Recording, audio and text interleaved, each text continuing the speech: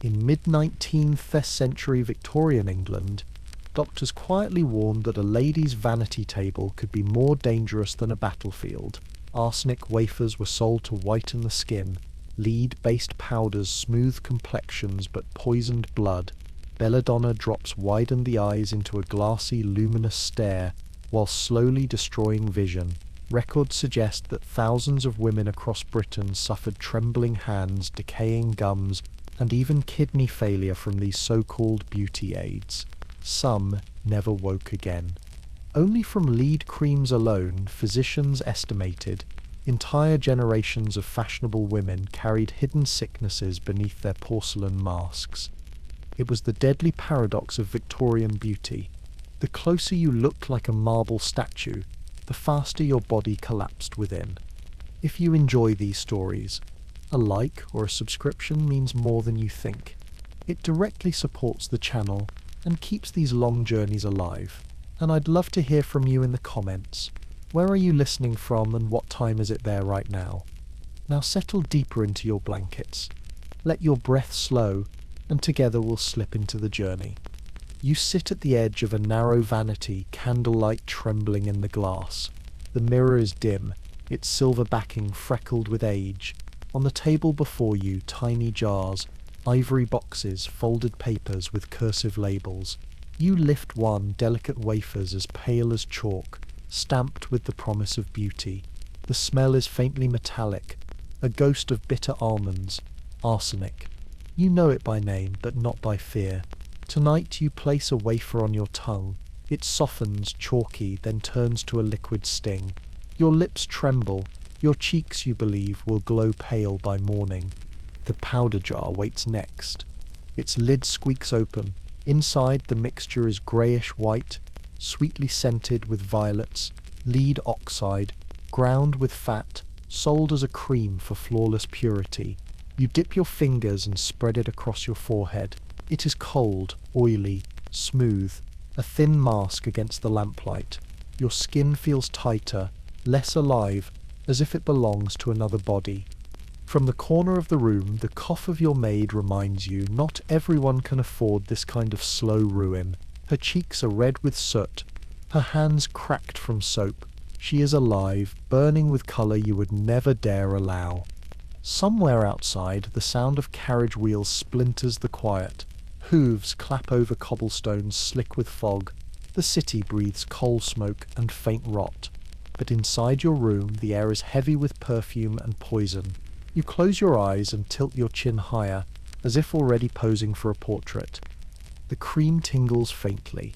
You imagine the invisible currents flowing beneath your skin, leads seeping into blood, into bone. Doctors whisper of madness, seizures, infertility, but society whispers louder. You must appear pale, unblemished, untouched by labour or sunlight. On the vanity, a tiny vial of belladonna waits. The drops promise eyes that shimmer wide and glossy, eyes that speak innocence and allure. You steady your hand, release one bead into each eye. Fire lances through your vision.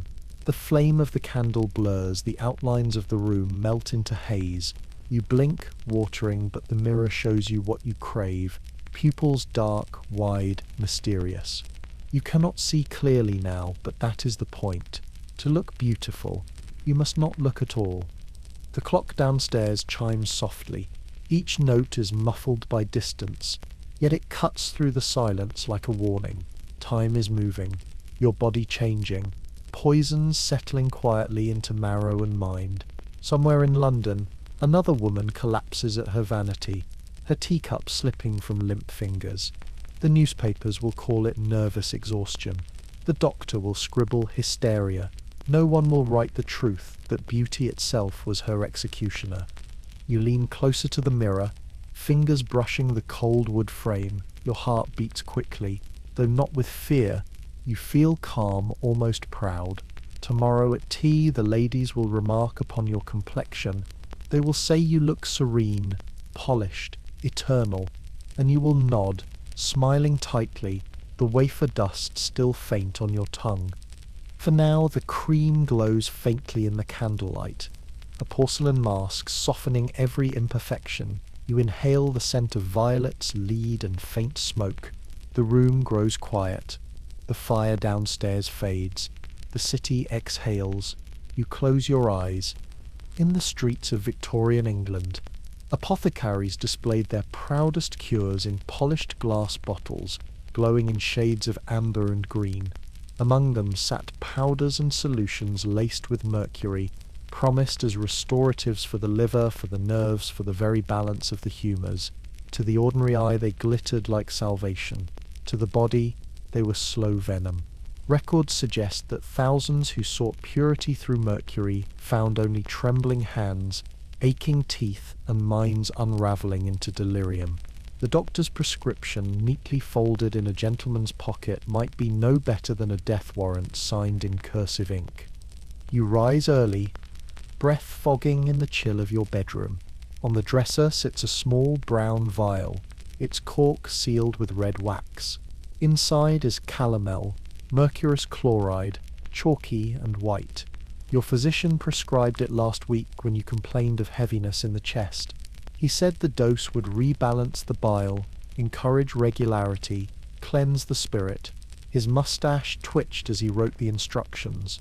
One pinch upon the tongue each morning, followed by a swallow of water. Your fingers hesitate at the cork. The water in the pitcher has grown cloudy overnight, a thin film gathering on the surface. But you trust the ritual. You tap a dusting of powder onto a spoon. The granules are soft as flour, slightly bitter on the tongue. They cling to the roof of your mouth until the sip of water carries them down. For a moment you feel only relief at obedience. You have done as instructed. By the hearth, the maid strikes flint against steel. Sparks leap. The room brightens. She averts her eyes from your ritual, though she knows the scent of chemicals that clings to your breath.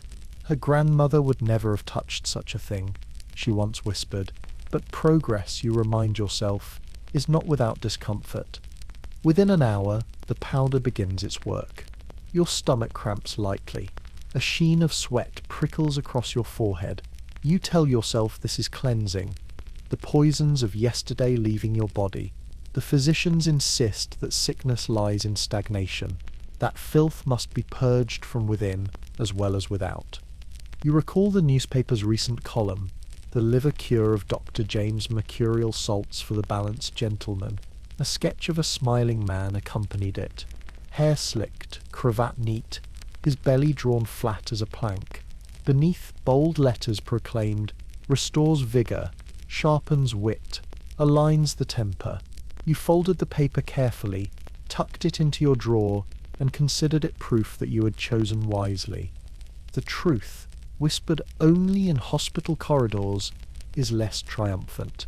Nurses write of patients whose gums turned black, who lost teeth in clumps, whose moods swung from calm to wild laughter in the space of an hour. Letters from widows mention husbands who once wrote poetry but now mutter at walls, their eyes darting like trapped birds. Still, the powders sell. At midday you meet your neighbour in the garden. She greets you with a wan smile, cheeks hollow. She carries her own remedy. Blue mass pills, small, shiny, laced with mercury and honey. She swallows 2 with her tea, hands trembling just slightly as she lifts the cup. For the liver, she explains, as though you doubted her virtue.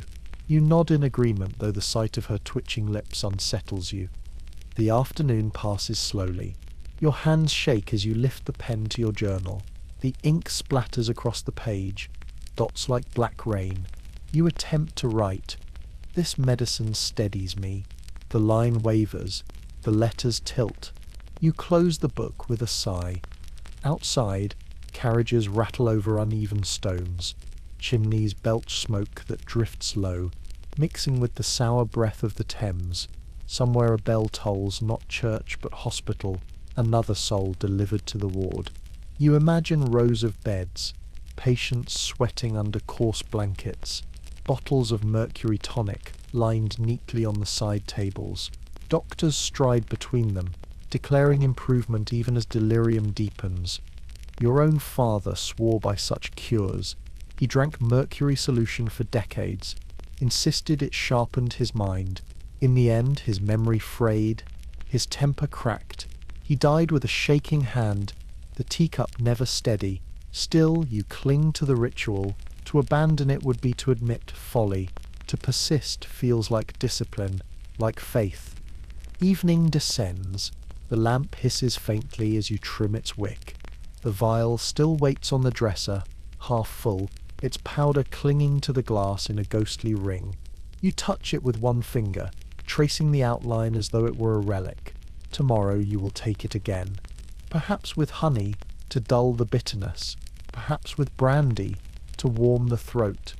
Sleep comes fitfully. You dream of rivers, their waters silver and quick, flowing through your veins. You dream of mirrors that blur your reflection into rippling shadows. You dream of laughter that does not sound like yours. At dawn you wake with a dull ache behind your eyes, teeth tender when you press them together. You rinse your mouth with water from the cracked jug. The taste is metallic, as if the medicine lingers in every corner of your tongue. You lean on the window ledge, gaze at the fog outside. The city shifts and groans beneath its blanket of soot. Life continues.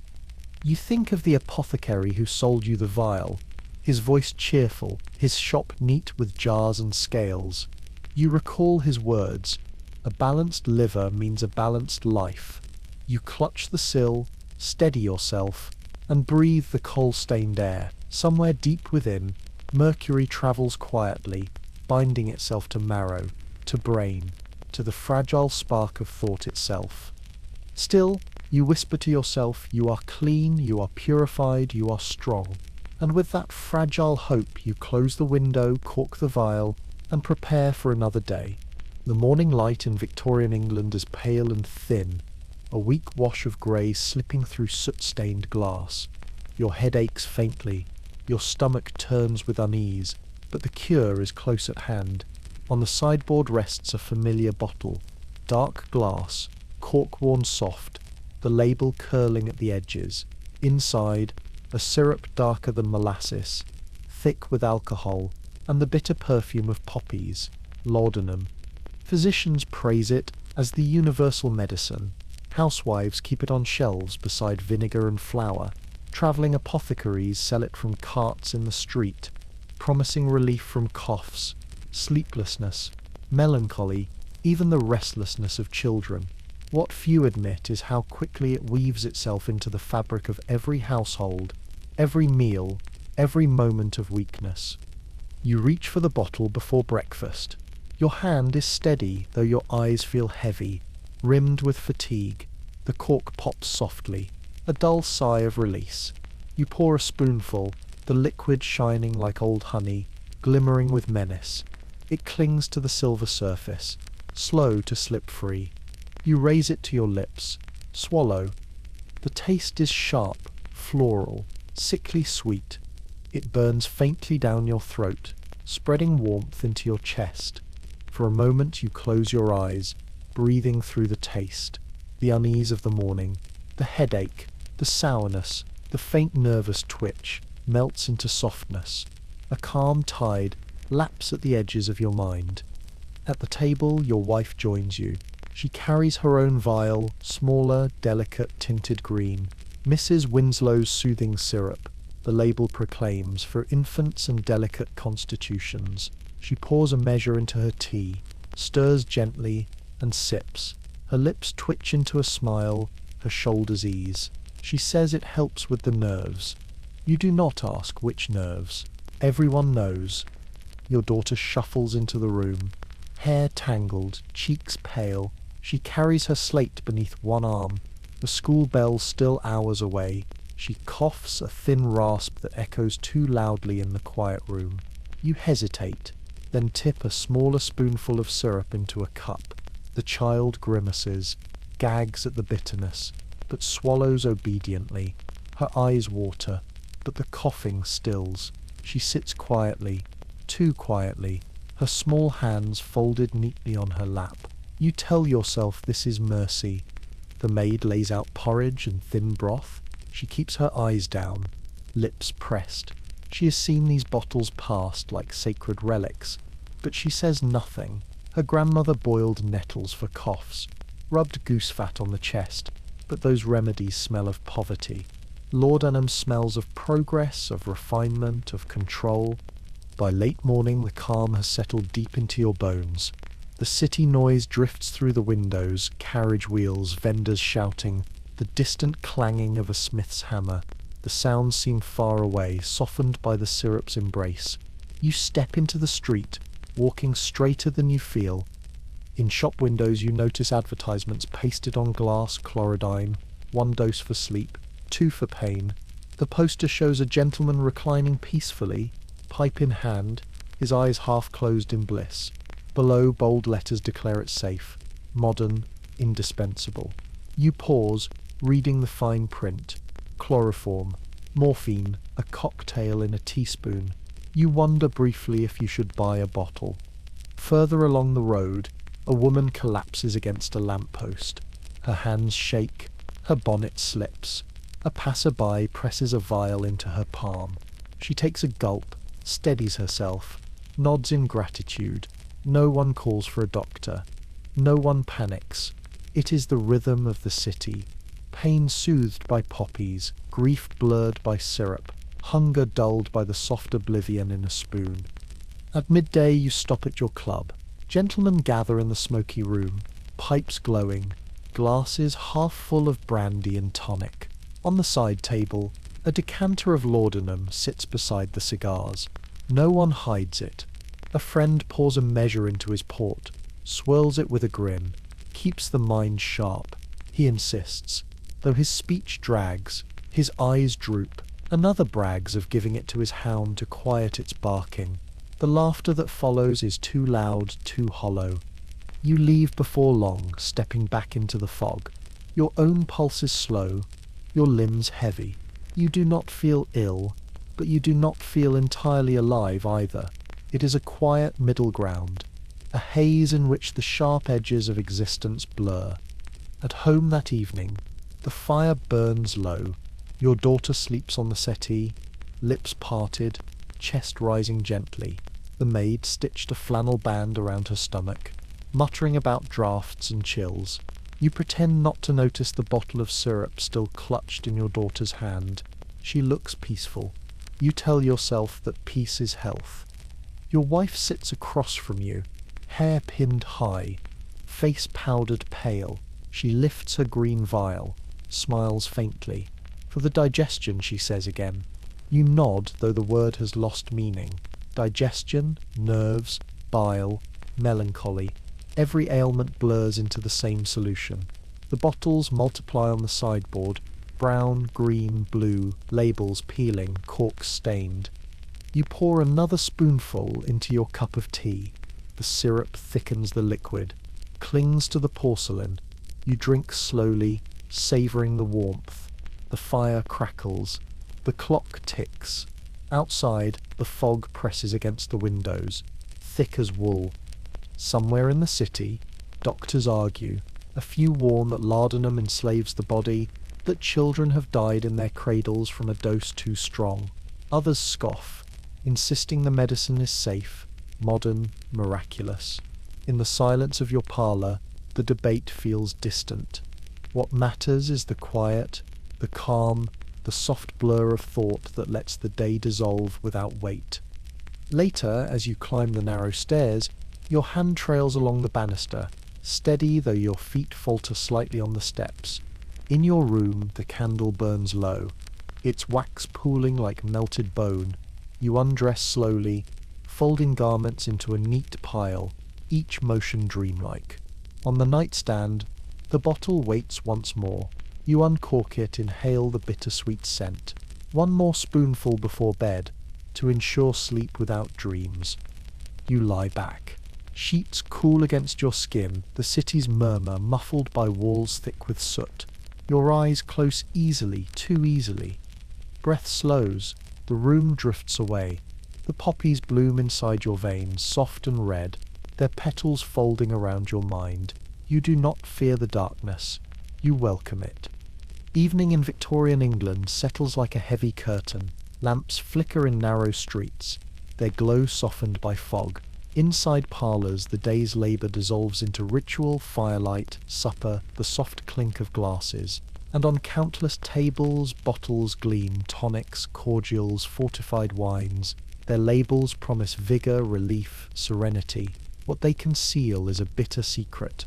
These bottles are heavy with alcohol, opium, coca leaf. Doctors prescribe them. Magazines praise them. Families trust them. Yet behind the polished glass lurks a comfort that can turn swiftly to chains. You sit by the hearth, coat unbuttoned, shoes pushed aside. The day has left your shoulders aching, your head buzzing faintly. On the mantel rests Dr. Archwell's medicinal tonic wine, its label printed in elegant gold script, the glass dark as ink. You uncork it, and a sweet spiced scent rises. Clove, cinnamon, something deeper and metallic beneath. You pour a measure into a cut glass tumbler. The liquid shimmers in the firelight, syrupy and rich. You take a sip. It coats your tongue in sweetness before burning hot down your throat.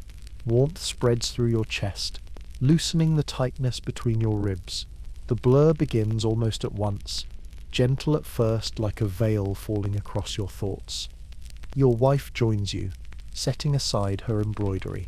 She carries a smaller bottle, Lady Fernley's restorative cocoa syrup. She pours a spoonful, stirs it into milk and drinks. Her cheeks flush faintly. She sighs with relief. She tells you it cures the winter gloom. You nod, though you both know its comfort lies less in cocoa than in the opium hidden within. On the shelf, nearby, stand more bottles. Liver pills, nerve restoratives, digestive bitters. Each has a place, a purpose, a ritual. Together they form a miniature pharmacy, displayed as proudly as silverware. Guests admire them, ask for recommendations, trade recipes for cordials. Respectability is measured not just in polished floors and crisp linens, but in the variety of cures offered at your table. Your daughter enters, rubbing her eyes. She carries a peppermint lozenge, sticky in her hand. She holds it up as though it were a jewel. Dr. Allgood's lozenges for lethargy, mostly sugar, with a spark of caffeine. She pops one in her mouth, her eyes brightening. She twirls, giggling, then runs back upstairs. You watch her small figure vanish and feel a knot tighten in your chest. You remember your own childhood tonics, how your mother spooned them into your mouth, how the warmth always carried a shadow behind it. The fire crackles. You lean back, glass in hand. Your limbs feel heavy, pleasantly numb. Thoughts drift. Across from you, your wife hums softly, eyelids drooping, though the needle still trembles in her hand. You wonder if she will prick her finger. She does not. The syrup has softened her nerves too well. Later in the evening, a visitor arrives. Mrs. Dunley from across the lane enters with a wicker basket tucked beneath her arm. She sets it down proudly and pulls free a flat yellowish square, mustard plaster, she announces, though her eyes glitter with pride, not for the plaster, but for the bottle that follows. Dr. Witherspoon's strengthening cordial. She pours a small measure for herself, exhales sharply as it burns her throat. For the backache, she insists. You nod politely, though you know her husband takes it too, morning and night. When she leaves, the room grows still again. The bottles remain, lined neatly, their shadows long in the flickering firelight. You reach for the tonic wine once more. Your hand is steadier now, movements slow, deliberate. Another sip, another rush of warmth. The day's anxieties dissolve into sweetness, as though the world itself could be swallowed and softened. But as the clock strikes 9, your head feels heavy. Thoughts drift in circles. Words catch before leaving your lips. You notice your wife across the room. Her eyes glazed, her cup still half full. She smiles faintly, but the smile lingers too long, her gaze unfocused. Somewhere in the distance, a bell tolls. The sound is faint, carried on the fog. Perhaps it is the church, perhaps the hospital. You close your eyes and let it fade. The next morning, sunlight struggles through the curtains. Your mouth feels dry, your tongue heavy. The bottle on the mantel is half empty. You cannot recall how many glasses you poured. Your wife stirs in bed beside you, her hair tangled, her complexion pale beneath the powder. She whispers that her dreams were vivid, strange. You nod, though your own memories are blurred. At breakfast, the sideboard gleams with porcelain dishes, but your appetite is dulled. You sip tea, bitter and hot. The maid sets down a bottle of bitters beside your plate. For the digestion, she says softly, as though repeating a holy phrase. You uncork it, sniff the sharp scent of herbs and alcohol. You pour a dash into your cup. The warmth steadies you. Already the fog of the morning begins to lift. You tell yourself this is moderation, that the cordial is medicine, not indulgence, that doctors prescribe it, that advertisements proclaim its virtues.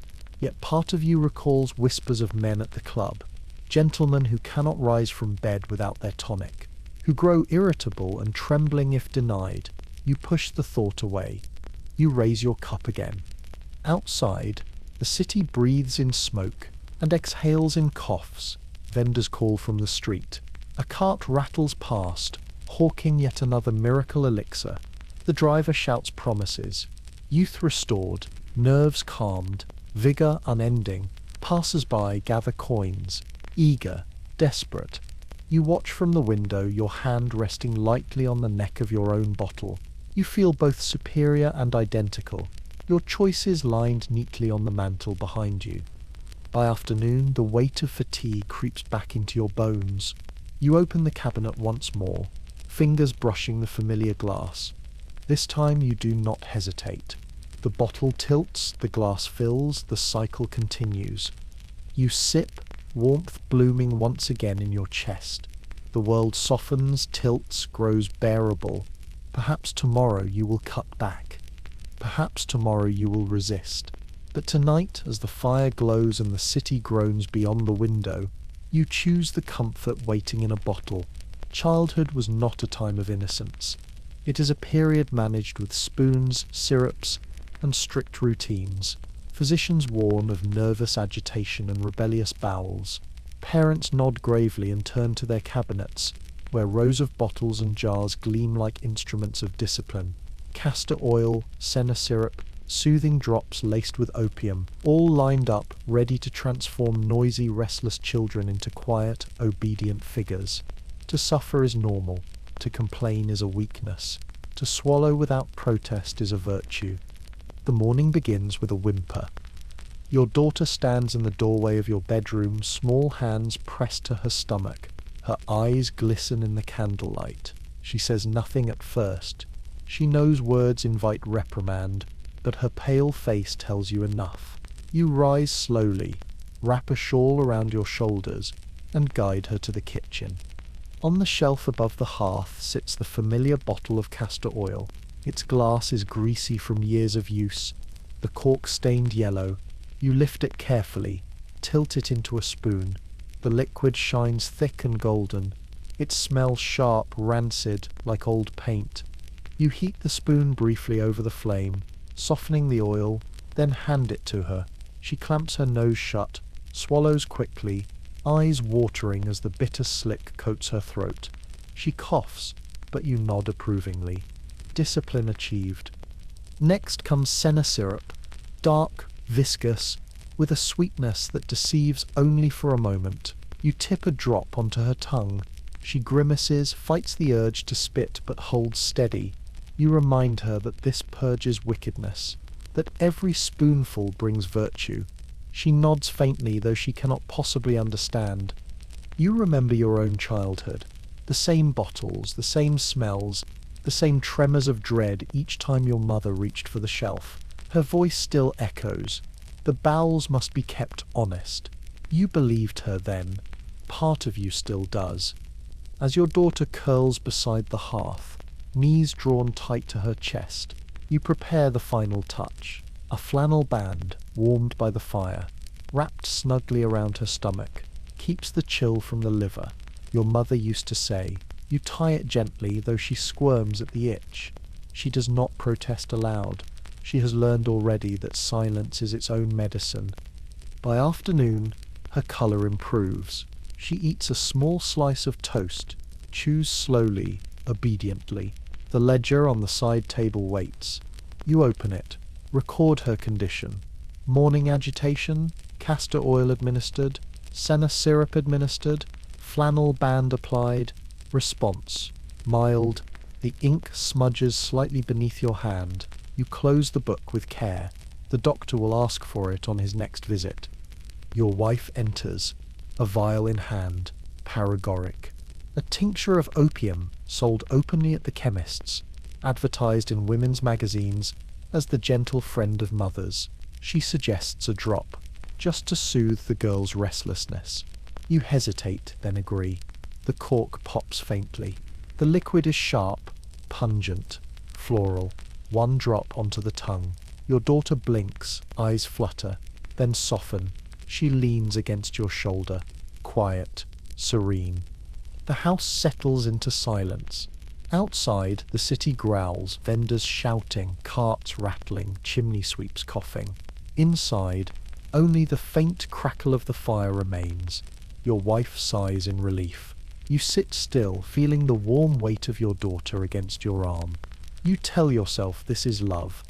Evening brings another ritual. A hot brick, wrapped in cloth, tucked at the foot of her bed. She curls her toes against it, warmth radiating through the thin sheets. Beside her on the table sits a small cup of diluted beef broth, steam curling upward. She drifts towards sleep, her breath shallow but steady. You linger at her bedside. In the dim light, her cheeks glow faintly, flushed from oil and syrup. You remember stories from neighbours, children who failed to wake after a restless night, mothers who swore they had measured carefully, fathers who carried small coffins to the churchyard. You whisper a prayer, though not to God exactly, but to the delicate balance of chance. Downstairs, you pour yourself a glass of tonic wine. Your wife stirs cocoa syrup into milk. Neither of you speaks of the child's fragility. Instead, you discuss schedules, school lessons, chores for the maid. Life continues, measured not by joy but by doses and discipline. The next morning, your daughter greets you with more colour in her cheeks. She eats porridge without complaint, though her eyes still look heavy. You praise her for her obedience. She smiles faintly, though her lips tremble. You prepare her school satchel, slate, books, and a small bottle of iron tonic tucked discreetly inside. She sighs at the sight, but you tell her it will strengthen her blood. She nods solemnly, accepts the weight. On her way out, she pauses, hand on the banister. "Must I take it all, Mama?" Her voice is soft, almost pleading. You crouch, brush hair from her forehead, whisper the same words once given to you. "Only if you want to grow strong enough to lift a piano one day." She smiles weakly, then steps into the foggy street. That afternoon, a note arrives from the schoolmaster. Your daughter was pale, excused from spelling, prescribed rest and fresh air. You do not panic. You prepare a poultice instead. Mustard powder, vinegar, spread thin on cloth. You warm it by the hearth, press it gently against her chest. The smell is sharp, acrid. She winces, eyes wide, but she does not cry. She is a proper child, taught not to fuss. As she rests, you read aloud from her health primer. She likes the story of the freckled girl who drank dandelion water and became calm, obedient, clear of skin. You pretend it is a fairy tale. She pretends to believe. Night comes. One more ritual, another drop of paregoric, placed carefully on her tongue. She swallows, eyes closing, breath evening into soft rhythm. You watch her chest rise and fall, your own pulse slowing in time. Relief washes through you, though beneath it lurks unease. Are you protecting her, or simply passing down the same burdens you once endured? You tidy the medicine shelf, bottles gleaming in the lamplight, castor oil, senna, paregoric. You arrange them neatly, labels forward, as though order itself could be protection. Upstairs, the silence deepens. The child sleeps, the house breathes, the city hums faintly beyond the walls. For now, at least, everything is still. Health is measured not only in medicines but in inches. Fashionable waistlines shrink year by year, praised in magazines as proof of discipline, morality, even purity. Doctors debate furiously. Some warn of crushed lungs, displaced organs, miscarriages. Others insist that tight lacing improves posture and fortifies character. What is certain is this: women faint in parlours, collapse in markets, gasp for breath at dances. Entire rooms are furnished with fainting couches to accommodate the ritual. Steel, whalebone and fabric transform the body into a sculpture, and the price is often hidden beneath the stays. You stand before the mirror. Morning light slanting weakly through fogged glass. The corset lies on the bed, long and pale, its laces trailing like a net. You lift it. Feel the stiff whalebone channels, the weight of steel busks. It smells faintly of starch and lavender water, though beneath it lingers a sharper scent: sweat, iron, confinement. You step into it carefully, sliding arms through, adjusting fabric against camise. Your maid approaches, nimble fingers grasping the laces. "Breathe in," she murmurs. You inhale sharply. The pull begins, lace by lace, inch by inch. Your ribs compress, your waist narrows. You grasp the bedpost for balance as your vision sparkles at the edges. One more tug. Another. You hear the faint creak of whalebone bending, fabric straining. The maid ties the knot, steps back. You glance at the mirror. Your waist has shrunk 3 inches. Your figure curves into the coveted hourglass, the line between fashion and punishment blurred. Breathing now is a delicate act, shallow, cautious. You perch on the edge of the bed, dabbing your forehead with rose water. Your pulse races, but when you rise again, posture is perfect. Shoulders square, spine straight as a cane. To outsiders, you look composed, even radiant. Only you feel the fire beneath. At breakfast, your sister joins you. Her corset is newer, her waist smaller. She glides into the room like a candle flame, steady and upright. She sips tea with dainty precision, smiling faintly at your flushed cheeks. "The physician says I should sleep in mine," she remarks, pride in her tone. It trains the organs. You nod politely, though you recall your own attempt weeks ago, how you woke faint, drenched in sweat, lungs gasping like bellows. You did not confess. Your daughter watches silently from her chair, slate tucked beneath her arm. Her eyes are wide, studying your corset with a mixture of awe and unease. She is too young yet, but not for long. Girls are laced as early as 12, sometimes younger. You sip broth, stomach compressed, each swallow sparking discomfort beneath your ribs. You smile through it. A lady must. Later that day you walk through the market. The air is thick with coal smoke and the smell of fish. Your corset keeps you upright, each step measured, your balance precarious. Ahead, a young woman stumbles, then collapses against a stall. Her bonnet tips forward, her body limp. A gentleman helps her to a bench while another woman fumbles for smelling salts. "Tight-laced," someone mutters. Heads nod knowingly. No alarm is raised. Fainting is expected, even admired, as though fragility itself were a virtue. You press onward. Though your own head swims, each breath feels shallow, lungs pressed tight by ribs unwilling to move. You adjust your parasol, smile faintly, and continue. Respectability demands endurance. At home, the parlour fainting couch waits, upholstered in velvet, positioned proudly near the window. You lower yourself onto it, not collapsing but settling with practiced grace. You close your eyes, breathing shallowly, feeling the stays dig into your hips. The light through the window softens. You drift for a moment, hovering between composure and collapse. By evening, you attend a small tea gathering. Dresses rustle, conversation flows. Every woman's waist is cinched, every posture flawless. One guest boasts of her latest surgery. 2 ribs removed, she claims, to achieve her silhouette. You glance at her narrow torso, wonder if it is true. She hides her scars well. You sip punch carefully, stomach cramped, unable to take more than a few bites of cake. You smile, nod, join the polite laughter, though your insides feel twisted, organs pressing for space they no longer have. The room grows warm. Perfume mixes with coal smoke, heavy and sweet. A young girl faints near the pianoforte. Men rush to assist, lifting her to the fainting couch.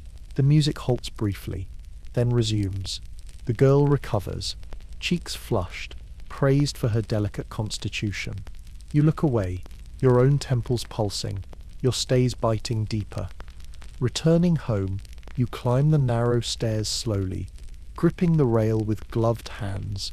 Your breath is thin, shallow, each step a quiet negotiation between balance and dizziness. In your room, the maid loosens the laces inch by inch. Your lungs expand suddenly, greedily, as though freed from chains. You gasp, not in pain but in sheer relief.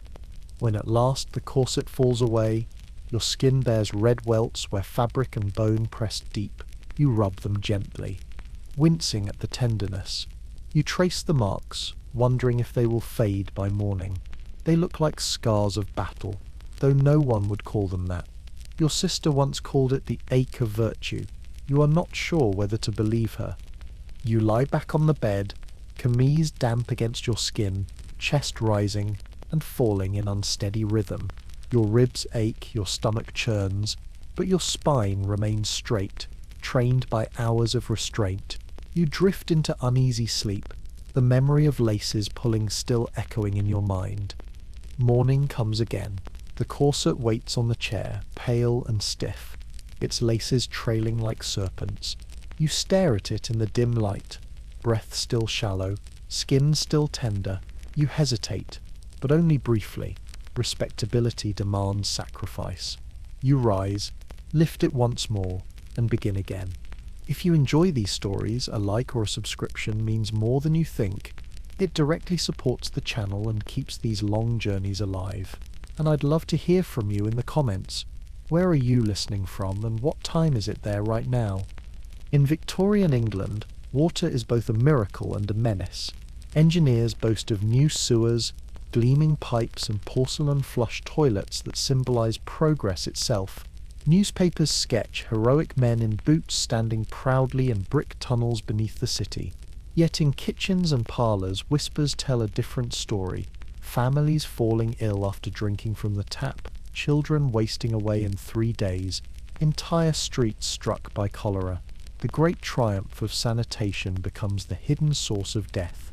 Every glass you raise may carry more danger than comfort. You wake to the gurgle of pipes in the wall, low and sluggish, like a throat clearing in the dark. The sound makes you stiffen beneath the blankets. It means something is moving, or not moving. You rise cautiously, the floorboards creaking under bare feet, and step into the kitchen. The smell hits you first, not faintly sour, not musty, but a deep, clinging stench, as though the earth itself were rotting beneath the floorboards. The maid stands by the scullery door, her face wrapped in a rag, skirts hitched. She points to a bucket in the corner, half filled with greyish sludge. Overflowed in the night, she mutters, voice flat. Again, you cover your mouth with a handkerchief, lavender scented, pressed hard against your nose. The new flush toilet, installed only last spring, was meant to be a blessing. Your husband boasted of its direct pipe to the city main, showed it off to guests as proudly as others display pocket watches. But now the water backs up, the stench spreads, the kitchen reeks of death. At breakfast, guests politely admire the porcelain fixture, its gleaming tank, its neat brass handle. No one mentions the odour that lingers faintly even in the dining room. You sip tea brewed with boiled water, its taste metallic, tinged with steam. The copper kettle rarely rests. You boil water for tea, for washing, for brushing teeth. Even the dog's bowl is scalded before filling. Still, doubt clings. Your neighbour down the lane refuses to trust the new pipes. She still uses a chamber pot, emptied discreetly under cover of night. She laughs at your modern plumbing, insists her family is healthier for it. You smile, but later you recall the boy who died last month, just 6 doors away. Healthy one day, delirious the next, gone within 3. The doctors argued over the cause. Scarlet fever, divine punishment. His sister swore it was the tap water. You stir your tea slowly, the steam rising into your face. You imagine invisible particles dancing in the cup, unseen but deadly. Some call it miasma. Bad air carried by foul smells. Others whisper of something smaller, hidden in water itself. You do not understand the theory, but you believe it. By afternoon you visit the apothecary. The shelves gleam with jars, powders, and contraptions. You choose a water filter, sand and stone arranged in a glass vessel. It sits awkwardly atop your basin at home, dripping slowly into a porcelain jug. You sip the filtered water. It tastes of dust and metal, but you feel safer, as though belief itself could cleanse it. Your maid, less convinced, sprinkles lime along the floorboards, muttering about spirits. She lights sulphur matches in the bathroom when the air grows thick. You do not stop her. In this city, every household invents its own rituals against the unseen. That night, the pipes groan again. You lie in bed, sheets pulled to your chin, candle flickering.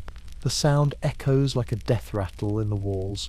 You close your eyes, hold your breath, and pray the gurgle passes. Days later, the Illustrated London News prints engravings of the new sewer tunnels. Men pose proudly in their boots, brick arches rising behind them, water flowing neatly at their feet. The article calls it a miracle, a triumph of engineering. You show it to your husband, who nods approvingly, but you remember the bucket of sludge, the smell creeping through the floorboards, the boy down the street. The engravings do not show that. Outside, a fishmonger's wife swears she saw rats crawling up through her toilet. You laughed when she first told the story. Now you close the lid before bed every night, just in case. One evening, the air grows heavy, thick with stink. You wave a lit match through the parlour like a priest swinging incense. The flame flickers, the smell lingers. You imagine disease itself rising from the drains, climbing through the house, wrapping around your throat. The memory of the great stink of '58 still lingers in whispers. How the heat boiled the Thames into a foul brew. How Parliament nearly fled London. Handkerchiefs pressed to faces. Some say it was that summer that finally forced the city to fund proper sanitation. Others say the stink never left, only went underground. At supper, you notice your daughter's hands pale, her lips faintly dry. She stirs her broth without appetite. You frown, wonder if yesterday's water was boiled long enough. You send the maid to fetch more lime, more vinegar, more powders to scatter on the floors. You tuck your daughter into bed early, place a brick at her feet, whisper a prayer.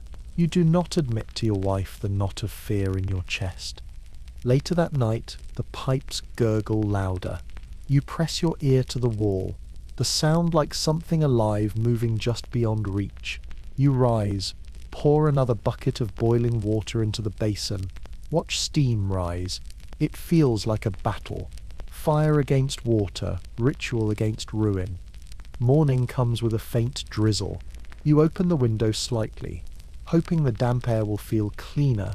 The smell of coal smoke drifts in, mingled with horse dung from the street. You close it quickly, preferring the sour air inside. At least you know this danger. On the kitchen table sits the filter jug, water dripping steadily, drop by drop. You lift it, sip, carefully. Dust, stone, metal. You swallow anyway. You have no choice. By evening, a rumour spreads along the lane. A family on Baker Street has fallen ill. The youngest lost 2 toes. Someone whispers from typhoid. They say it came from the bathhouse, or the drains, or the very water you now hold in your cup. No one is certain. Everyone is afraid. You pour the water into a saucer for the cat. She sniffs, laps cautiously, then walks away. You stare at the saucer, heart tightening. You tip it into the fire, watch it hiss, vanish in smoke. You retreat to the parlour, light another match, wave it gently, inhale the sulphur. You sit in silence, cup of boiled tea in hand, watching the shadows flicker on the wall. Outside, the city groans. Inside, you whisper to yourself that you are safe, that boiling is enough, that tomorrow the pipes will run clear. But as you blow out the candle, the gurgle starts again, low and steady in the walls, reminding you that in Victorian England, progress and peril run in the same pipe. In Victorian England, the bathhouse is both promise and peril. For a single penny you may step into a room of steam and soap, cleanse yourself of soot and sweat, and feel for an hour almost new. Yet everyone knows the danger. Scarlet fever spreads here, so does cholera, lice and whispers of worse. Doctors warn against sudden chills, claim that cold water can shock the lungs into illness. Mothers tell stories of neighbours who bathed too often and were buried within the week. To wash is not only comfort, it is a gamble. You stand at the entrance of the public bathhouse, coin pressed tight in your palm. The door groans as it opens, releasing a wave of heat and the smell of damp wool. Steam curls into the street, carrying with it the mingled scents of smoke, mildew, and human breath. Inside, silhouettes drift like shadows. Women wrapped in shifts, children tugging at hems, attendants carrying buckets. You hand over your penny, receive a thin towel fraying at the edges, and follow the attendant down a tiled corridor. The floor is slick with water, each step a cautious glide. Voices echo through the steam, laughter, coughing, the splash of buckets against stone. The air is heavy, clinging to your lungs. Your cubicle is small, barely wider than your arms. A bench, a tin basin, a wooden bucket filled halfway with warm water. You undress slowly, folding garments neatly on the hook, heart pounding with a mixture of modesty and dread. Victorian restraint does not vanish at the bathhouse door. You dip the towel into the basin, rub it across your arms, your neck. The water is faintly cloudy, soap flecks swirling like ghosts. You scrub harder, skin burning from friction, until red patches bloom. Cleanliness is not gentle. It must sting to be believed. In the next cubicle, a woman sneezes loudly, then groans. You freeze, cloth dripping in your hand. The sound is thick, unhealthy. You hold your breath as though silence itself could guard you. A child whimpers further down, soot streaked across her thin shoulders. Her mother pours water slowly over her head, murmuring comfort. You turn away, focus on your own skin, as if effort could build a wall. The basin empties quickly. You fetch more water from the common barrel, each scoop echoing in the chamber. The water is cooler now, the shock against your chest sharp. You gasp involuntarily. An older woman nearby shakes her head. Too sudden, she mutters. It'll chill your lungs. You nod, though you know the real danger is not the cold, but the invisible. Still, you carry on. You wash your hair with the last of the water, rubbing in a paste of egg yolk and salt brought from home. The smell is strange, oily, but magazines insist it strengthens the scalp. Foam runs down your neck, into the basin. You rinse with what remains, then comb out the tangles as best you can. When you finish, you step into the central chamber. Benches line the walls. Women sitting in damp shifts, steam rising from their bodies. Some smoke pipes, others chat in hushed tones. One trims her toenails with a dull knife.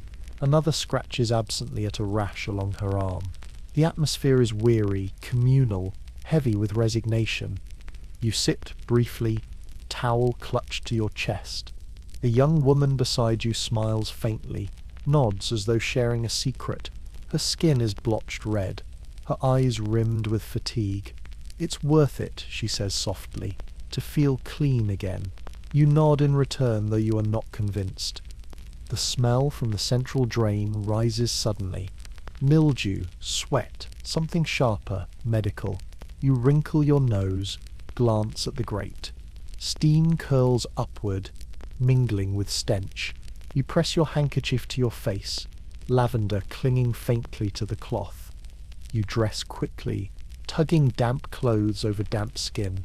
The fabric clings, heavy with moisture. You feel exposed, uneasy, as though the very air carries eyes. You hurry toward the door, passing the desk where attendants tally coins. A notice is pinned to the wall. New regulations pending, concerns over steam health and airborne vapours. You roll your eyes, though part of you wonders. Outside, the air is no cleaner. Fog hangs low, yellow with smoke. Yet it feels freer, less oppressive than the heat inside. You breathe deeply, filling your lungs despite the coal stench, telling yourself it is safer than the steam. That night, your skin begins to itch. At first a faint prickling along your arms, then sharper. Spreading, you scratch absently, then urgently. Red welts rise beneath your nails. You mutter to yourself, trying not to panic. Perhaps it is soap residue. Perhaps only nerves. By supper, the itching worsens. You excuse yourself, hurry upstairs, strip garments hastily. Fleas? Lice? Worse, you shake your clothes into the hearth, strike a match, watch fabric smoulder. The room fills with acrid smoke. You cough, eyes watering, but you feel safer as the flame devours the cloth. You wash again with vinegar and lavender water, dabbing carefully at your skin. The sting is sharp, but the redness calms. You whisper a prayer, not religious but ritualistic, that the bite will fade by morning. Later, in bed, you read a handbook on household hygiene. One passage warns that bathing overheats the blood, loosens the joints, permits pestilence to enter the pores. You scoff at the pseudoscience, yet as you scratch faintly at your arm, you wonder. Your husband suggests a carbolic wash. You hesitate. It smells like paint thinner, burns like acid, but Dr. Lister himself claims it kills invisible germs. You dab a little onto your forearm. The pain is immediate, searing. You wince but remind yourself that medicine must punish to be real. By morning the itching has dulled. Your skin is raw, pink, but calmer. You dress in fresh linen. Inhale cautiously. The faint scent of coal smoke drifts through the window, better than the smell of the bathhouse. At tea, your neighbour whispers about a family up the street. Typhoid, she says, hand gloved over her mouth. From the bathhouse, she insists. The youngest lost 2 toes. You sip quietly, nod politely, arms folded to hide the blotches, still healing on your skin. That evening, you change sheets, boil combs, hang underclothes by the fire. Each action feels like a ward against the unseen. You remember the chimney sweep's tale of a man who bathed daily, twice even, and died within a week. You think of the sweep himself, black with soot, who somehow lives into his 80s. You smile faintly at the irony, scratching one last time before blowing out the candle. In Victorian England, bathing is not comfort, it is courage, and sometimes it is the quiet wager of life against water. In Victorian England, the smile is a battlefield. Tooth decay is nearly universal, whispered about in parlours, hidden behind tight lips. Dentists are mistrusted, their certificates are questioned, and their instruments are feared. Remedies crowd the apothecary shelves, powders made from brick dust, charcoal, burnt bread, even chalk. They promise brightness but deliver pain. Extractions are done in dim rooms, sometimes with gin, sometimes with chloroform, often with nothing at all. False teeth gleam in the mouths of the wealthy, carved from ivory or pulled from corpses on battlefields. To show your teeth is to risk revealing your weakness. Better to hide them, to clench, to endure. You wake with a dull throbbing in your jaw, a pressure that has lived there for weeks. It flares when you chew, when you smile, when you try to forget. On your dressing table rests a tin of tooth powder, dented and rusted. Its label faded but still legible, Dr. Ledbetter's carbonic dentifrice. Inside, the powder is gritty and grey, smelling faintly of soot and cloves. You dip your bone-handled toothbrush, bristles stiff as straw, into the tin. Powder clings unevenly. You press it against your teeth, scraping, scraping. The taste is foul, a mixture of salt, ash, and ground shell. You spit into a ceramic bowl, dark flecks swirling like storm clouds. Blood streaks the froth, but you remind yourself that bleeding gums are a sign of health, proof that the blood is circulating. Your wife brushes beside you. Her powder smells faintly of soap, imported from France, advertised as mint, though the taste is closer to iron. She brushes delicately, lips pursed, eyes watering. She mutters something about appearances, about keeping smiles small, discreet. You glance at the mirror, force your lips into a grin, yellowed, jagged, but intact. For now, a luxury your neighbour does not share. He lost a tooth last Christmas biting into a hard tea cake. He has not smiled since. At breakfast, your cousin visits from the countryside. She sits stiffly, rubbing her jaw, a small tin clutched in her hand. She mutters about an abscess, pain that keeps her from sleep. She shows you her remedy, calomel, mercury-based, applied to the gum. It numbs, she says, at least for a time. You nod solemnly, but say nothing. You know it poisons as much as it soothes. She plans to see the barber surgeon. You picture the chair, the clamp, the scream. You shudder. The day passes, the pain lingers. You recall your own emergency kit. Clove oil wrapped in linen, a crumb of aspirin, a scrap of laudanum. They wait in your drawer for the inevitable break. You avoid them, clinging instead to routine. To scrape is to endure. To scrape is to pretend control. Later in the street, you pass the sign of a dentist swinging in the wind, teeth extracted painlessly. You know it is a lie. You have heard the screams leaking through those walls. Still, a queue of patients waits outside, faces pale, cheeks swollen. One emerges, swaying, gauze stuffed in his mouth, one agony traded for another. Inside the apothecary, you browse the shelf labelled dental and breath remedies, chalk powder, chlorite drops for halitosis, a new invention, dentifrice tablets to chew once a week. They promise freshness, brightness, moral clarity. You buy a tin out of hope more than belief.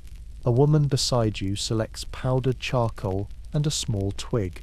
She explains it is the Eastern style. Rub the twig directly against the teeth. You nod politely, suppressing your unease. Evening descends. You sit by the hearth, jaw throbbing. The firelight glints on a glass of brandy. You swirl, sip, swish it across your mouth. Alcohol disinfects. You remind yourself. It warms your throat, dulls the ache, though not enough. You swallow, lean back, close your eyes. Your daughter appears, hair tangled, clutching her jaw.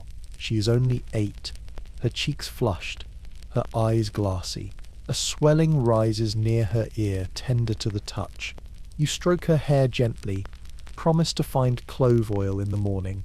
She nods bravely, though her lips tremble. She knows, as you do, that pain is a companion she must learn to carry. At night, you brush again. The powder grinds against enamel. Gums bleed more than usual. The cracked molar aches sharply. You rinse with salt water, then peppermint tincture. Relief flickers, fades. You lie in bed, staring at the ceiling, jaw throbbing in rhythm with your pulse. You think of Queen Victoria herself, rumoured to avoid smiling in portraits, not for etiquette, but for fear of revealing her own decayed teeth. Somehow, that comforts you. Misery shared is misery softened. Sleep comes fitfully. Dreams of crumbling teeth, of jaws unhinged, of laughter that reveals nothing but gaps. You wake sweating. Touch your mouth to be sure. The teeth remain, fragile but present. The next day, you visit the market. A wealthy gentleman passes in a carriage. He smiles briefly, and you notice the seam where porcelain meets gum, false teeth. Ivory, perhaps, or human. You recall the phrase whispered with unease, Waterloo teeth. pulled from corpses on battlefields, polished, sold, inserted into the mouths of the living. You shiver, clutching your coat tighter, as though the dead themselves had spoken through that smile. Evening again. You sit at your table, the tin of powder open, the toothbrush waiting. Your jaw aches, gums bleed, but you brush. To skip would be to surrender. You scrape, spit, rinse with brandy, and whisper silently that the tooth will hold another day. The house grows quiet. Outside, fog drapes the street, muffling hooves and wheels. Inside, you run your tongue along cracked enamel, feel the sharp edge where decay has eaten through. You tell yourself it is nothing. You have told yourself this for weeks. You blow out the candle, settle into bed, jaw throbbing beneath your pillow. The room smells faintly of soot, brandy and iron. You close your eyes, mouth pressed tight, lips sealed. Silence is survival. A smile is not joy. It is an endurance test, a performance, a secret held behind clenched teeth. Hospitals are not sanctuaries. They are places of chance where survival is measured in odds and whispers. Antiseptics are new, debated, often ignored. Some surgeons wash their hands in carbolic acid. Others scoff, wiping blades on aprons already stiff with blood. Operations are public spectacle. Students crowd galleries, scribbling notes, sometimes laughing nervously as saws bite through bone. Families pray outside, not for cures but for mercy. To walk into a hospital is to roll dice with your life.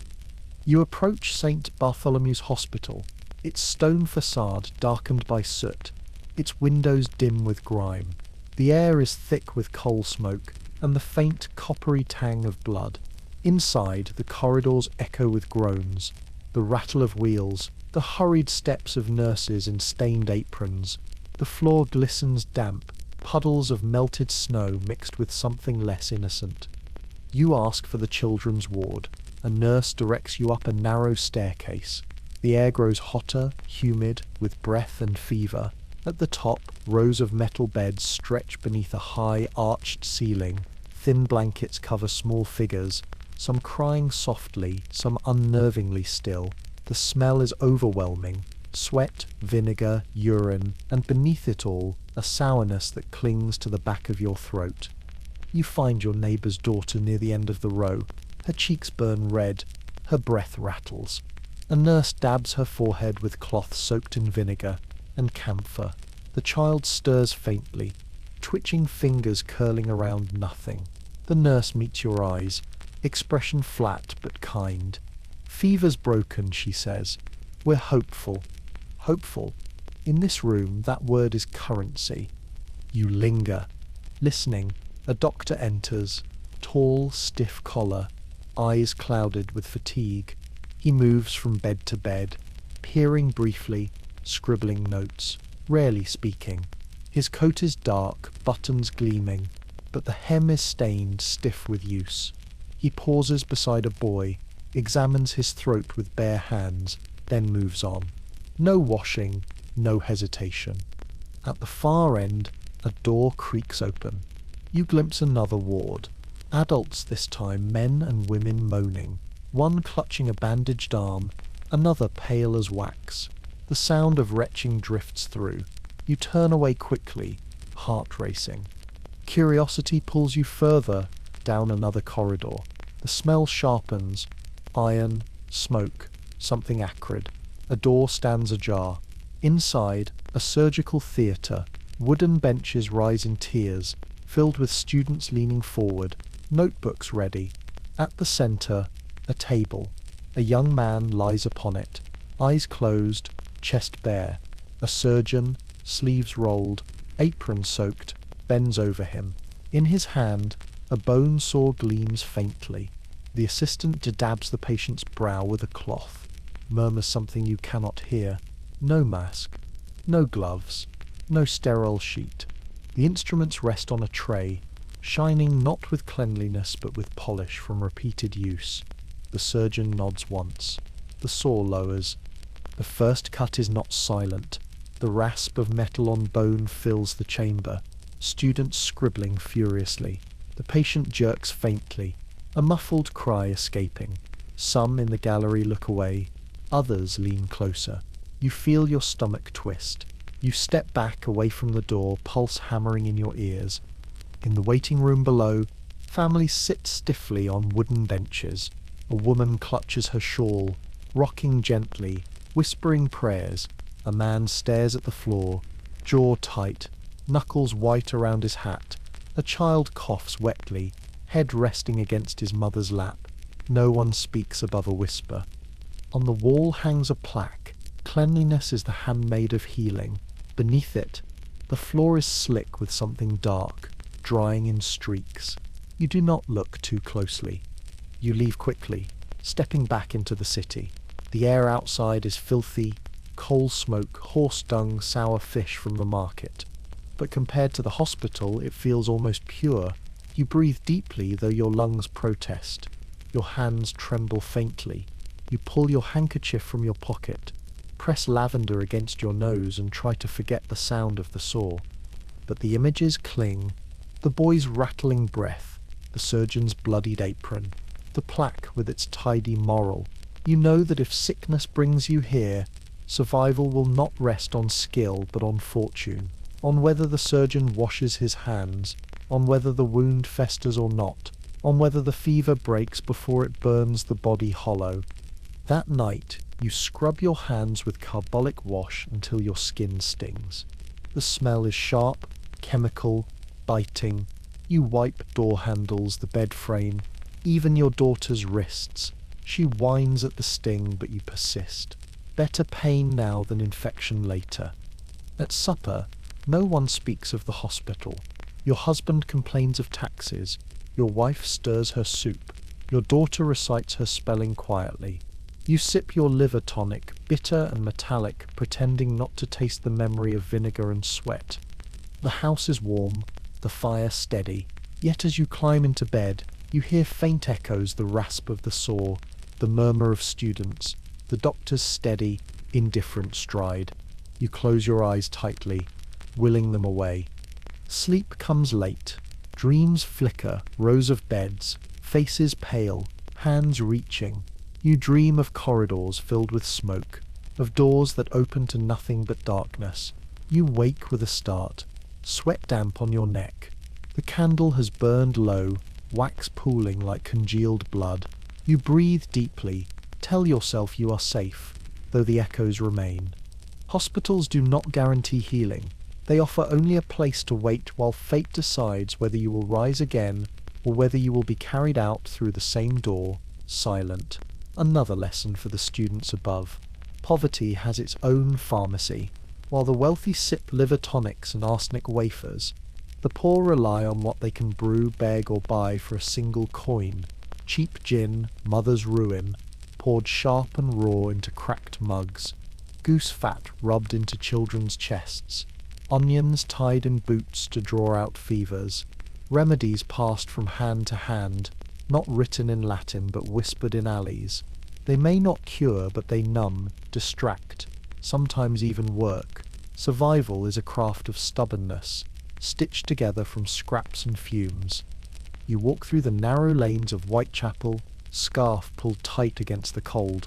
The air is thick with coal smoke and sewage, the cobbles slick with frost. A queue stretches outside a gin palace, women wrapped in shawls, faces pinched. Some carry infants strapped to their backs, others clutch swollen bellies.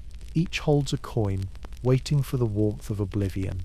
Inside, the gin is sharp, flavoured with turpentine, burning down throats, numbing hunger. The glow it brings is brief, but for many it is the only warmth of the week. You pass a woman as she emerges, eyes glassy, clutching her child loosely. The baby wails, then quiets as she presses a rag dipped in gin against its lips. You look away quickly, breath tight in your chest. At your own door, the maid waits, small and hunched, hands red from scrubbing. She coughs into her apron, shoulders shaking. You offer her a spoonful of your cough tonic, but she shakes her head, pulling instead a tiny vial from her pocket. It smells of molasses, onion and turpentine brewed in a cracked kettle. She insists it works better than anything sold in a chemist's. You nod, though the scent makes your stomach twist. Later, the chimney sweep knocks at the back gate. He is barely 17, black from scalp to boots, eyes bloodshot, a burn scars his arm. He asks for vinegar to clean it. You fetch a bottle, hand him a biscuit as well. He accepts both with a small nod. You wonder what he uses when pain deepens. Perhaps laudanum, if he can steal it. More likely, raw gin. In the kitchen, your maid prepares a poultice of goose fat for her younger brother. She rubs it across his chest, wraps him in flannel. He shivers, cough rattling his frame, but she swears the fat draws out the sickness. She tells you how her mother once kept onions soaking in vinegar for bruises, how garlic tied around the neck wards off ghosts of infection. You smile faintly, though you no longer laugh at such things, not after seeing how often they work, at least long enough to matter. Evening falls. You sit by the hearth, gin bottle on the table. Not yours, but the maid's, small and plain, bought with her own wages. She pours a thimbleful, sips slowly, eyes closing as warmth spreads through her chest. She does not apologize. She does not explain. She drinks because she must. You sip your tonic wine in silence, the two of you bound by different bottles, the same hunger for relief. Outside, the city groans, hooves clattering, vendors shouting, a distant cough swallowed by fog. Inside, the house is still, shadows dancing across the wall. You watch the maid's thin figure, the set of her shoulders. She is not weak, she is surviving. The next day, you decide to see for yourself. You walk deeper into the East End, boots clean, gloves buttoned, an outsider among the soot and noise. The streets are narrow, heavy with smoke and the sharp tang of fish. Children run barefoot, coughing, their laughter brittle. Women scrub stoops with raw knuckles, men hawk powders from crates. You find Mrs. Green, the herbalist, perched on a crate near Spitalfields.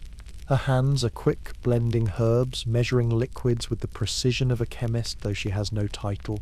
She sells remedies wrapped in string, jars without labels, vials of cloudy liquid. The queue before her is quiet, respectful. A woman ahead asks for something to ease her baby's fits. Then Mrs. Green hands her a brown powder wrapped in wax paper. No questions, no explanations. The woman nods, pays, leaves. You step forward, ask softly for something to soothe a cough. She gives you a packet of dried horehound and licorice bark. Boil it slow, she instructs. Add honey, not that white sugar poison. Real honey. You pay twice, tuck the bundle into your coat. That evening you brew the mixture. The smell is earthy, warm, faintly bitter. The maid sips it cautiously, then smiles faintly for the first time in days. Her cough softens, her shoulders ease. You watch her sleep later, chest rising evenly. You wonder how many of your elegant remedies, your violet syrups, your imported powders, are only the same scraps dressed in Latin and gold. Days pass. You notice the quiet wisdom of the poor everywhere. A boy falls on icy steps, his mother rushing with a rag soaked in gin and cayenne pepper. She presses it to his knee. The bleeding stops. He limps home. A man chews coal to calm his stomach. A girl ties garlic around her neck for a fever. You once sneered at such things. Now you watch with new respect. At home, your medicine cabinet gleams with polished bottles, violet glass catching the lamplight. But on the shelf beside them now sits a small jar of horehound leaves from Mrs. Green. Unlabeled, unpolished, trusted. One evening, you sit by the fire again. The gin bottle glimmers faintly, the tonic wine beside it. You think of the queue outside the palace, the women clutching coins, the babies pressed to shawls. You think of Mrs. Green, her quick hands, her calm voice. You think of the sweep's scarred arm, the maid's quiet strength. Survival here is not elegance. It is not porcelain or polished glass. It is grit, persistence, and the courage to sip what burns and hope it heals. You raise your glass, sip slowly, warmth spreading through your chest. Outside, the fog presses against the window. Inside, the fire glows steady, fragile. In Victorian England, health is not wealth. It is resilience, and sometimes it is measured in the scorch of gin on an empty stomach. Medicine is not confined to chemists and doctors. It spills into streets, onto wagons, into markets. Travelling salesmen become performers, their voices carrying over the clatter of hooves, their bottles catching the sunlight like stained glass. They sell miracles in green glass and gold labels, elixirs for gout, powders for melancholy, drops for nervous weakness. The crowd gathers, hopeful, desperate, coins ready. There are no regulations, no guarantees, only promises and applause.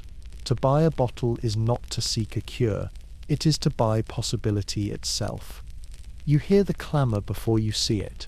The sharp ring of a bell, the roll of cartwheels, the sing-song voice of a showman. You round the corner, and there it stands, a wagon painted red and gold, stacked high with crates. Banners ripple in the foggy breeze. Doctor, plumber's universal elixir. Youth restored, nerves repaired, vigour renewed. A man in a velvet waistcoat leaps onto the stage, arms spread wide. "Ladies and gentlemen," he cries, "what ails you, dropsy, melancholia, lumbago, poor moral fibre? I cure them all. 1 bottle a day, and you shall forget you ever had a liver." The crowd laughs nervously, leaning closer. Mothers clutch children, clerks in frayed coats linger on the edge. A chimney sweep squats near the wheel. Every face reflects the same mixture of doubt and hope. You stand among them, coin warm in your palm. Your neighbour jostles forward, eyes bright.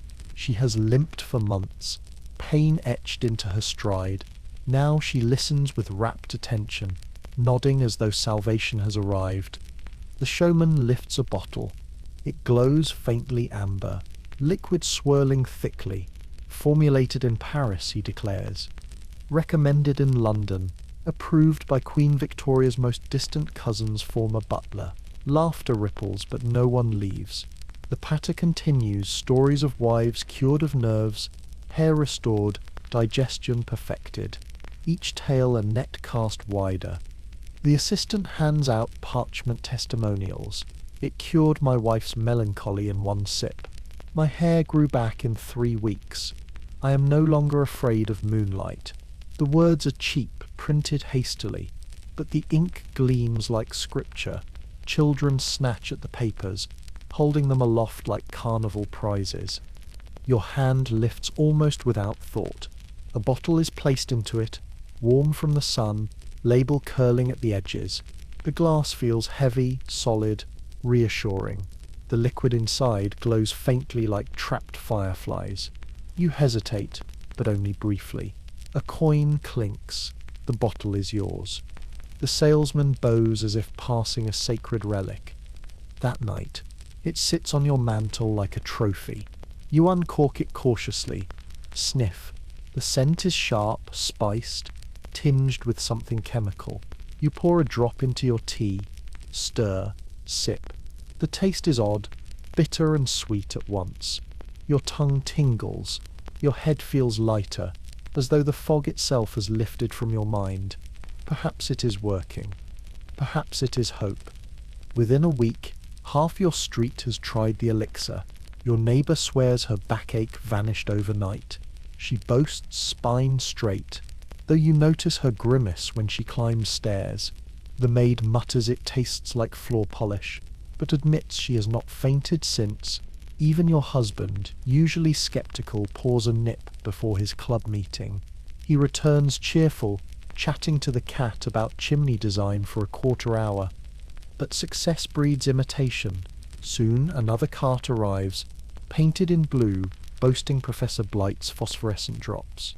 The salesman displays glowing bottles, a parrot on his shoulder, a box of glass eyes for reasons never explained. Children cheer. Adults buy discreetly after dark. Then comes Madame Bellamy, veiled and earnest. selling lunar regulator pills for women of artistic temperament. Rumour whispers they are mostly gin and rhubarb powder, but her voice trembles with sincerity. Her booth smells of lilac. Her gaze pierces. People buy 2 tins at once. Your pantry begins to fill. Green bottles, blue drops, pink tablets. Some fizz when opened, some stain cloth purple. You take Dr. Plummer's daily. Though the effect is uncertain. You feel different, yes, but whether better or worse is hard to name. On Sunday, the church sermon rails against quacks and charlatans. The vicar waves a pamphlet denouncing snake oil and devil's tonics. Yet even he admits, in a lowered voice, that his wife takes cordial for her nerves. The congregation nods quietly, some guilty, some relieved. Everyone knows. No one stops. At supper that evening, bottles stand openly on the table beside the bread. Guests discuss them as if comparing wines. One praises the elixir that eased her palpitations.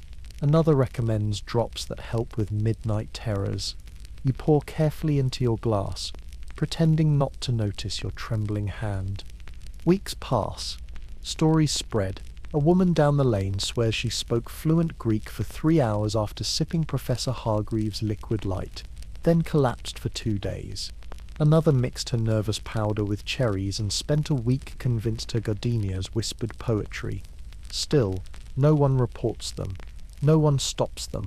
Hope sells too quickly to regulate. You stand in your parlour surveying the bottles. Each one promises clarity, vigour, restoration. You recall the showman's voice, the sparkle in his eye. You realise the medicine may not be curing anyone, but it is changing them. A sense of agency, of choice, returns with every cork pulled. The poor cannot afford doctors. The middle class distrust them. The wealthy hide their illnesses. But here, in glass, is something you can own, measure, control. One evening, after a tense supper, you reach for a bottle labelled Dr. Craven's Essence of Gaiety. You do not remember what it contains, only that it promises joy. You pour a teaspoon, swallow. The taste is foul, bitter as tar, but soon warmth spreads through your chest. A faint giddiness tickling the edge of your thoughts. You sit in the dark candlelight flickering, and for the first time that day you feel soft. Outside, hooves clatter, vendors shout, the city groans. Inside, the bottles gleam in the firelight, each one a promise, a lie, or perhaps both. Quackery thrives, not because people are fools, but because people are human. And when pain lingers, when fear tightens, when doctors fail, a warm bottle held in trembling hands can feel like salvation. In Victorian England, the body is treated like a furnace. If something burns, stings, or purges, it must be healing.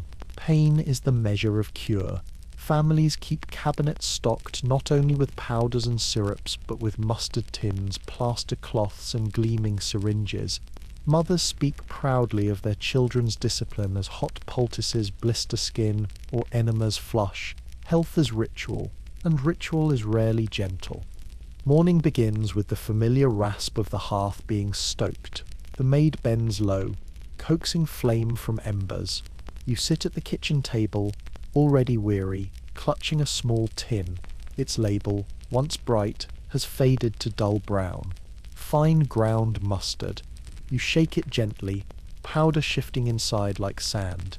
Today your daughter's cough is worse, rattling in her chest like pebbles in a jar. The doctor prescribed mustard poultices. You mix the powder with vinegar, the smell sharp, acrid, filling the air until your eyes water. You spread the paste onto a square of flannel, fold it once, then press it against her thin chest. She gasps, eyes wide. The heat builds quickly, biting into skin. She wriggles but does not cry. You whisper that it proves the cure is working. She nods faintly, lips tight, body still. The minutes stretch. Red patches bloom beneath the cloth.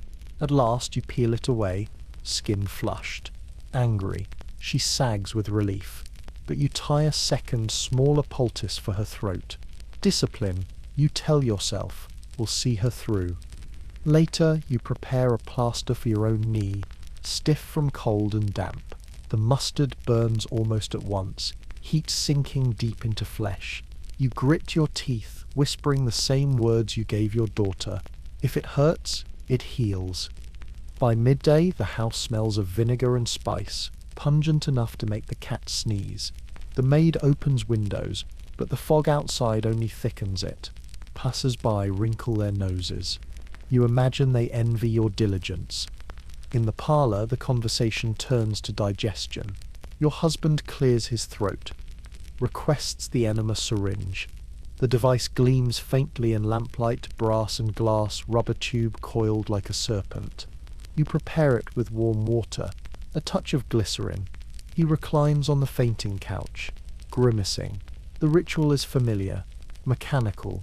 When it is done, he sighs, claiming his mood has lifted, his thoughts sharpened. You nod, though your own stomach twists at the sight. The children are not spared. On Sundays, after heavy meals, you line them up for smaller syringes, delicate but no less invasive.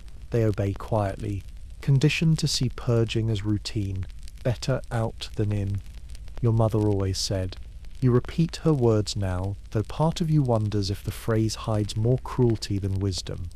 At market, stalls overflow with remedies, plaster cloths pre-soaked in herbs, jars of magnesia for winds, bottles of syrup that promise gentle bowel movements. You purchase rhubarb tablets for emergencies, a packet of senna leaves wrapped in paper. The apothecary nods approvingly, praises your foresight. You carry them home like treasures, though your satchel smells strongly of vinegar and spice. That evening, your neighbour visits, clutching her side.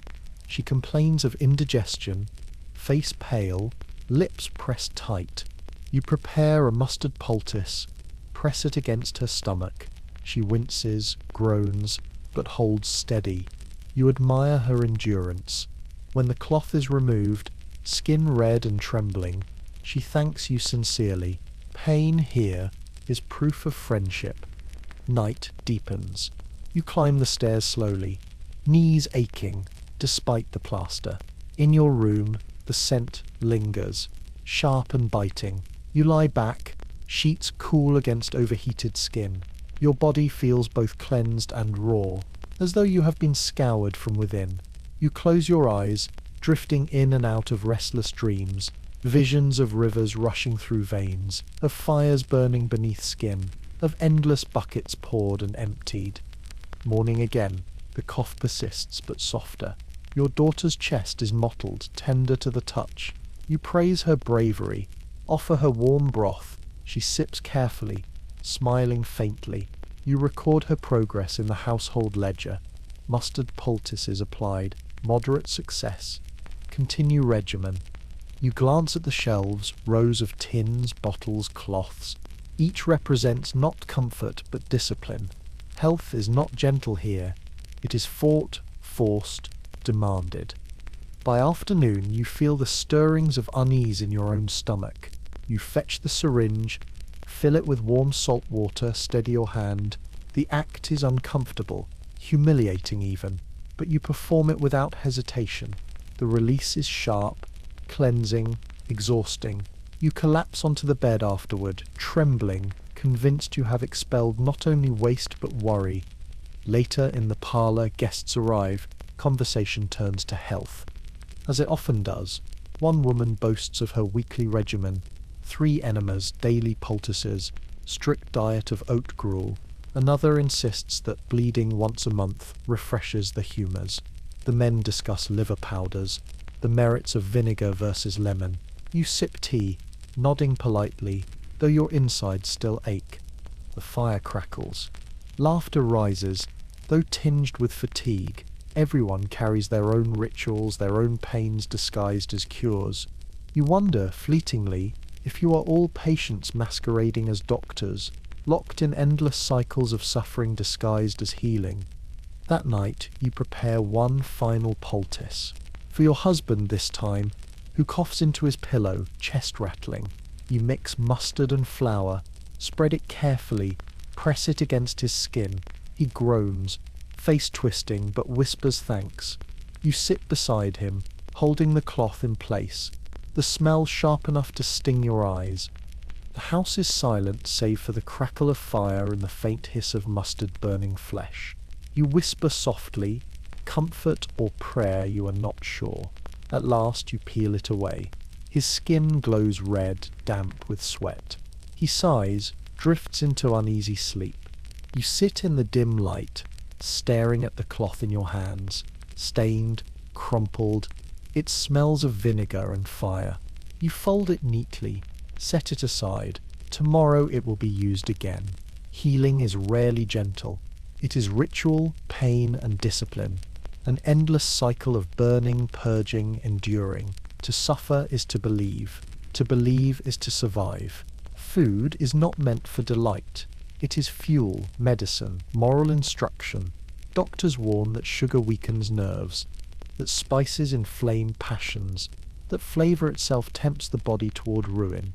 Respectable households serve plain broth, grey puddings, porridge without cream. To eat simply is to appear virtuous. To enjoy too much is to risk whispers of weakness. Tables grow not with feasts, but with restraint. Each dish a sermon in disguise. You sit at the breakfast table, light from the grey sky filtering through lace curtains. Before you stands a bowl of porridge, pale, lumpy, steaming faintly. No milk softens it, no sugar brightens it, only water and oats, boiled into submission. You lift the spoon, blow gently, taste.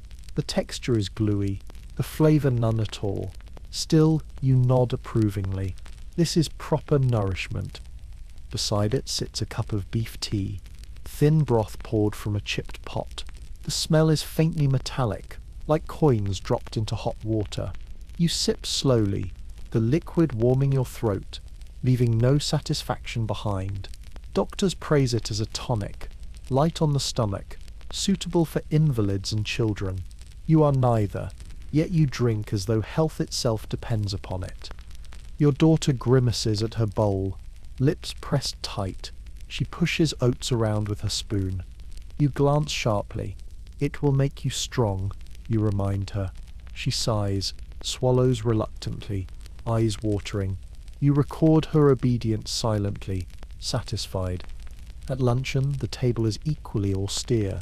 A boiled potato, skin cracking faintly, a slice of suet pudding, heavy and grey, made of flour and beef fat, no sweetness to soften the clag. You chew carefully, swallowing with effort, the texture clinging to your teeth. Conversation drifts to neighbours. Mrs. Brackett, who dared to serve spiced cake at last week's gathering. Your husband shakes his head gravely. Indulgence, he mutters. Invites illness. You nod, though part of you remembers the aroma fondly. The maid clears the dishes silently. In the kitchen, she nibbles a crust dusted faintly with sugar, hiding her pleasure as though it were sin.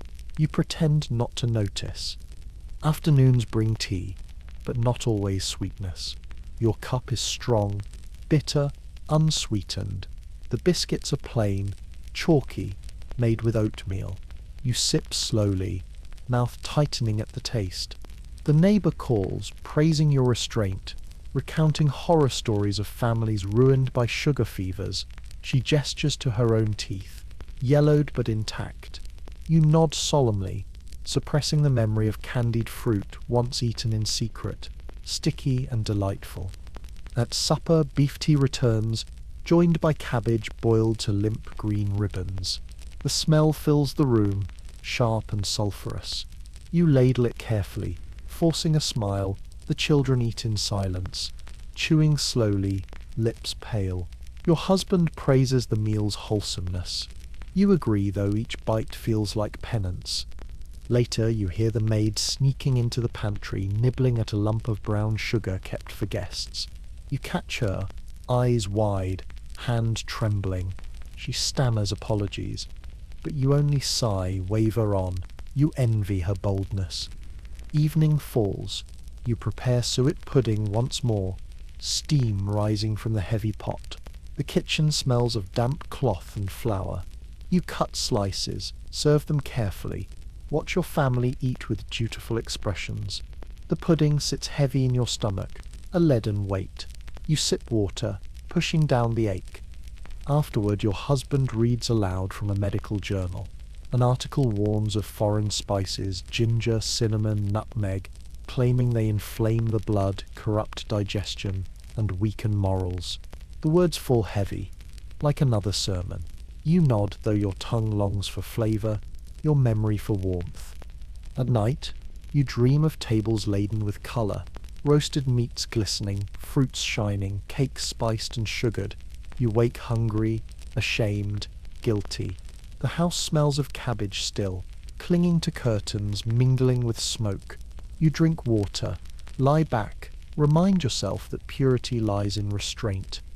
The next morning, you prepare porridge again. The oats bubble, thick and pale. You stir slowly, watching steam curl into the air. The smell is bland, almost comforting in its emptiness. You pour bowls, set them on the table, repeat the same ritual words. For strength, for health. Your daughter swallows obediently, though her eyes wander toward the window, as if she imagines another life. You follow her gaze, see the baker's cart rolling past, stacked with buns glazed in sugar. The smell drifts faintly, sweet and warm. You close the curtains quickly, shut it out. At church that week, the sermon praises moderation. The vicar thunders against indulgence, warning that those who crave sugar and spice court both disease and damnation. Parishioners nod, lips pursed. You nod too, though your stomach twists. You think of the suet pudding, the beef tea, the endless bowls of porridge. You tell yourself this is virtue. You tell yourself you believe. Evenings bring one small comfort. A cup of weak cocoa, thinned with water, sweetened only faintly. You sip slowly, savouring the hint of warmth, the faint shadow of sweetness. It is enough to calm, though never enough to satisfy.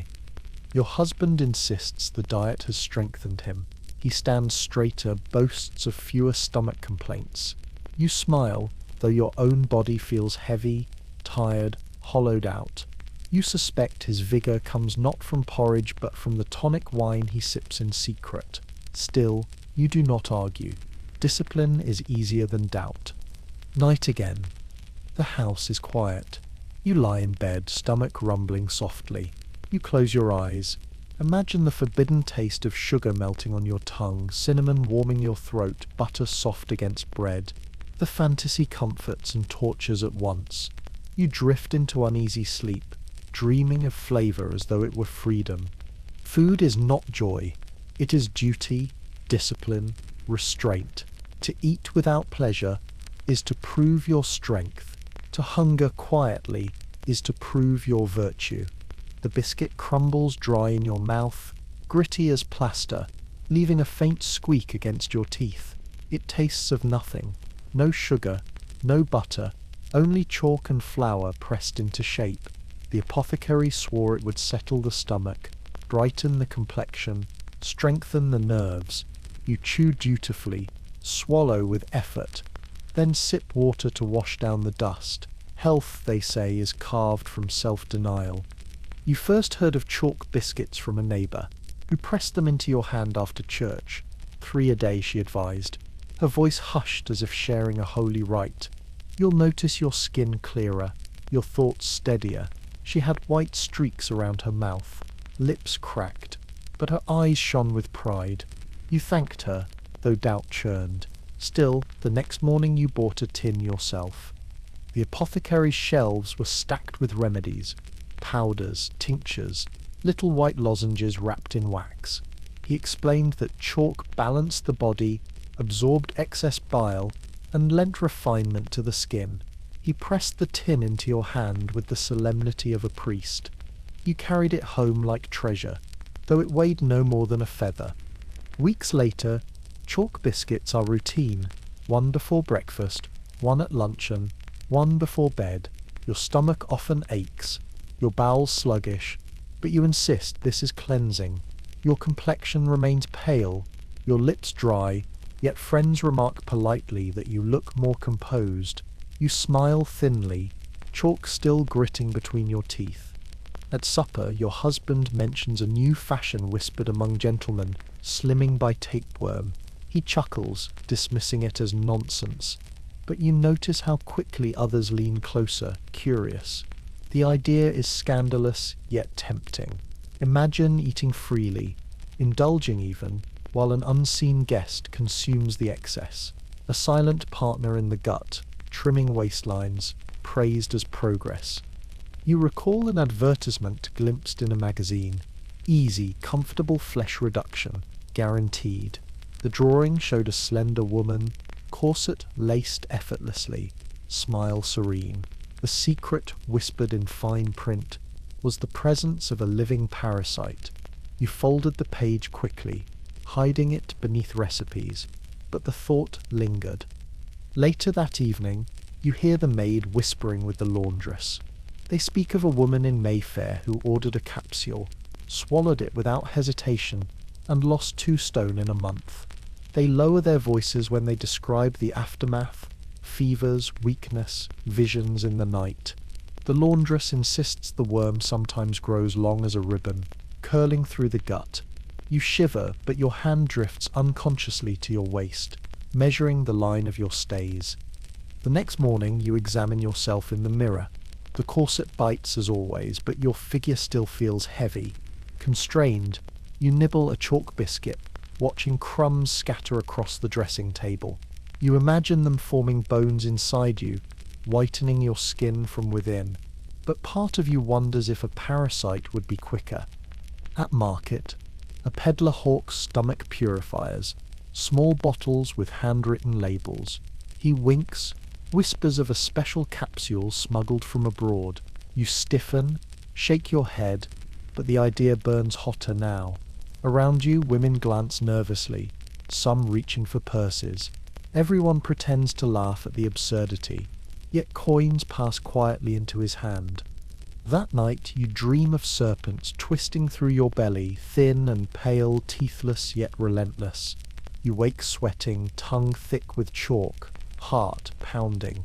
You drink water, spit the dust into a basin, stare at the flecks swirling like ghosts. Days stretch into weeks. The chalk biscuits weigh heavier on your stomach.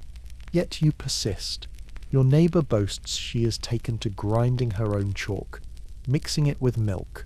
Her lips are cracked, her teeth worn, but she insists her complexion glows. You nod politely, though the powder on her chin looks more like death than beauty.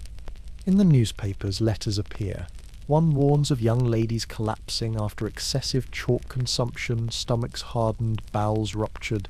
Another praises the same regimen, swearing it cured fits of hysteria. The debate rages, but no conclusion comes. You fold the paper neatly, hide it beneath the ledger, and eat another biscuit. At dinner one evening, conversation shifts again to tapeworms. A cousin insists she heard of a doctor in Paris selling capsules in gilt boxes, each containing a living worm sealed in wax. You gasp softly, hand to your throat. She laughs, claims it is safe, even fashionable. Your husband rolls his eyes, mutters about gullibility, but when the cousin leaves, you notice his hand linger on his stomach, patting it thoughtfully. That night, as you lace your corset tighter than usual, the thought gnaws at you. Would it be worse than chalk? Would it be worse than fainting in public, ribs aching, breath stolen? You imagine swallowing the capsule, feeling nothing, while silently within, something feasts, horrifying and tempting. In the kitchen, the maid prepares a poultice for her cough. She sees you nibbling chalk, frowns, mutters under her breath about foolish fashions. You bristle, though part of you feels shame. She eats bread crusts with lard, drinks tea thick with sugar, yet her cheeks glow with health. You turn away, chew dutifully, forcing the chalk down. A week later, your neighbour collapses in church. Whispers ripple through the pews. Too many chalk biscuits, they say. Her stomach hardened, her strength gone. The vicar prays over her, voice trembling. You clutch your prayer book tightly, lips moving silently, promising moderation. Yet by evening you eat your usual 3 biscuits, the ritual too strong to abandon. You lie in bed, stomach churning faintly. Outside, fog presses against the window, muffling the city's sounds. Inside, the air smells faintly of chalk, sour and dry. You close your eyes, dream again of serpents, of hunger that is not yours, of bodies thin to bone. You wake before dawn, throat raw, whispering promises into the dark. Tomorrow you will cut back. Tomorrow you will stop. But as the kettle hisses and the maid sets breakfast on the table, you reach once more for the tin. The biscuits crumble between your teeth, chalk dust coating your tongue, the ritual unbroken. In this house, health is measured not in sweetness or strength, but in dust and denial. The floorboards creak beneath your bare feet as you step into the morning chill. Frost halos the window panes. Your breath a faint cloud in the half-light.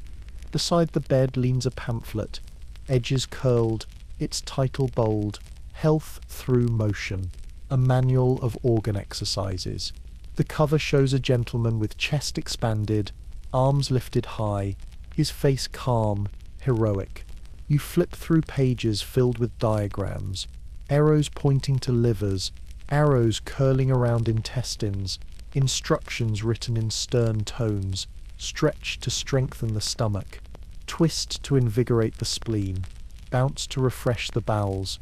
You begin with the liver twist. Standing straight, you press your fists into your hips, turn sharply left, then right. The movement pulls at your waist, ribs grinding against corset stays.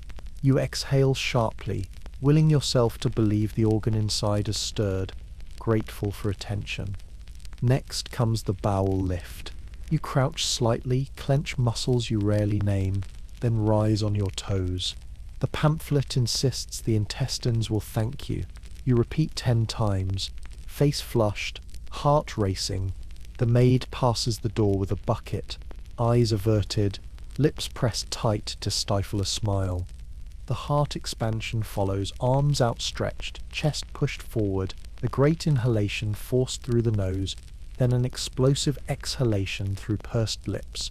You sway faintly from dizziness, convinced this means it is working. In the parlour, new equipment waits, a Swedish ladder fixed to the wall, its rungs polished smooth. You grip them, stretch upward, feeling your shoulders crack. The wood smells faintly of varnish, the air sharp with coal dust. You pull, lift, hang until your arms tremble. The pamphlet promises circulation improves with suspension. You imagine blood rushing, organs stirring awake. Beside it stands the mechanical horse, a contraption of leather and iron, a saddle mounted on springs. You climb carefully, skirts gathered, grip the handles, a crank at the side sets it rocking, jolting your spine, thighs aching. The advertisement called it equine grace for the drawing room. Your husband bought it with pride, insisting exercise could now be achieved without leaving home. You bounce stiffly, cheeks flushing, the rhythm mechanical, unyielding. In the park later that week, you join a group of ladies practicing organ calisthenics. Parasols rest against benches while skirts swish in unison. One woman counts aloud, stretch, twist, lift, her voice sharp, military. Passers-by stare, some amused, others intrigued. A man mutters that women should not display their organs so publicly, earning laughter from the group. Still, you continue, twisting dutifully, breath sharp in the frosty air. Nearby, children imitate. They climb fence rails, dangle upside down, chanting nonsense. Their cheeks glow, laughter bubbling. For them, exercise is play, not ritual. You watch enviously, ribs aching from deliberate movement. At the club, men brag of their own devices, vibrating belts that wrap around the waist, shaking fat into submission, weighted dumbbells small enough for parlours, lifted between sips of brandy. Some claim to jog in place each morning, though few admit how long. One boasts of a new galvanic machine, electric shocks delivered directly to the abdomen, stimulating sluggish organs. You nod politely, though the thought makes your skin prickle. At home, your husband straps the vibrating belt around his waist, switches the crank. The machine hums, leather quivering. He grimaces, insisting it invigorates the kidneys. You watch silently, sipping weak tea, chalk biscuits crumbling between your fingers. The belt rattles louder. His jaw tightens, sweat beads on his forehead. When he finishes, he collapses into the chair, exhausted, declaring himself renewed. You try once yourself. The vibration shakes your ribs, your teeth, your very breath. It feels less like healing than punishment. You unbuckle quickly, cheeks hot, insisting it is not for women. He nods, relieved. One afternoon, your daughter imitates the pamphlet's diagrams, twisting her thin torso, arms outstretched. She giggles, falling onto the carpet. You laugh softly, though unease stirs. She is too young for discipline, yet already mimics its forms. You wonder if she will one day bounce on the mechanical horse, hang from the ladder, strap on belts. You wonder if she will inherit not health but ritual. The city itself hums with the fashion. Posters show mustachioed men balancing on wooden spheres, women flexing on parallel bars. Health exhibitions invite crowds to watch demonstrations of lung expansion and intestinal massage. You attend one at Crystal Palace, marveling at rows of machines, levers that swing arms, wheels that pump legs, padded rollers that knead flesh. The air smells of oil and sweat, the clatter echoing like a factory. You leave dizzy but oddly inspired.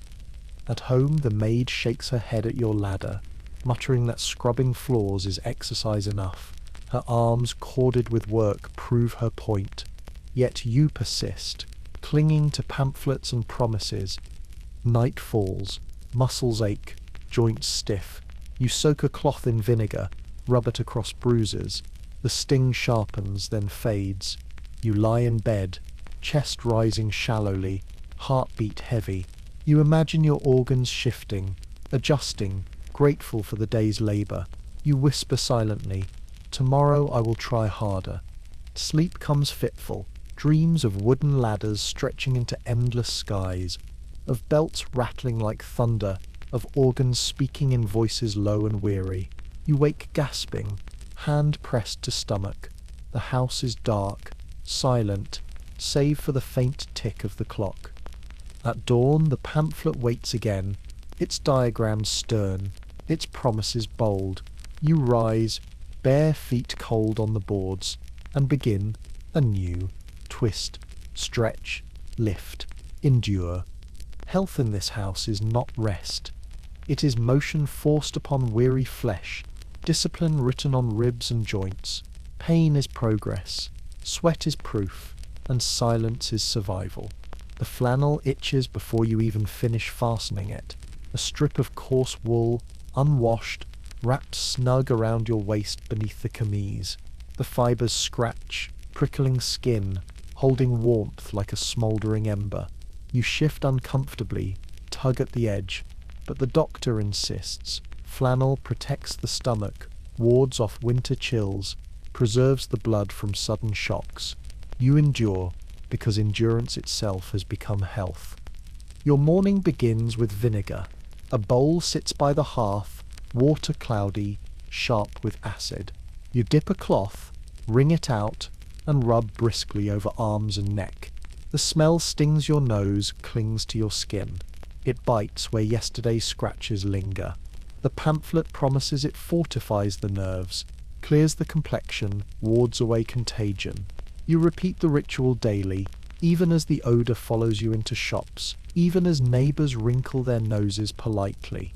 Your husband takes his turn, splashing vinegar directly onto his chest. Gasping at the shock, he insists it sharpens his lungs, proof against damp London air.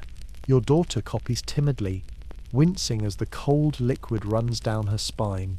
You praise her courage, though you see her shiver for an hour afterward.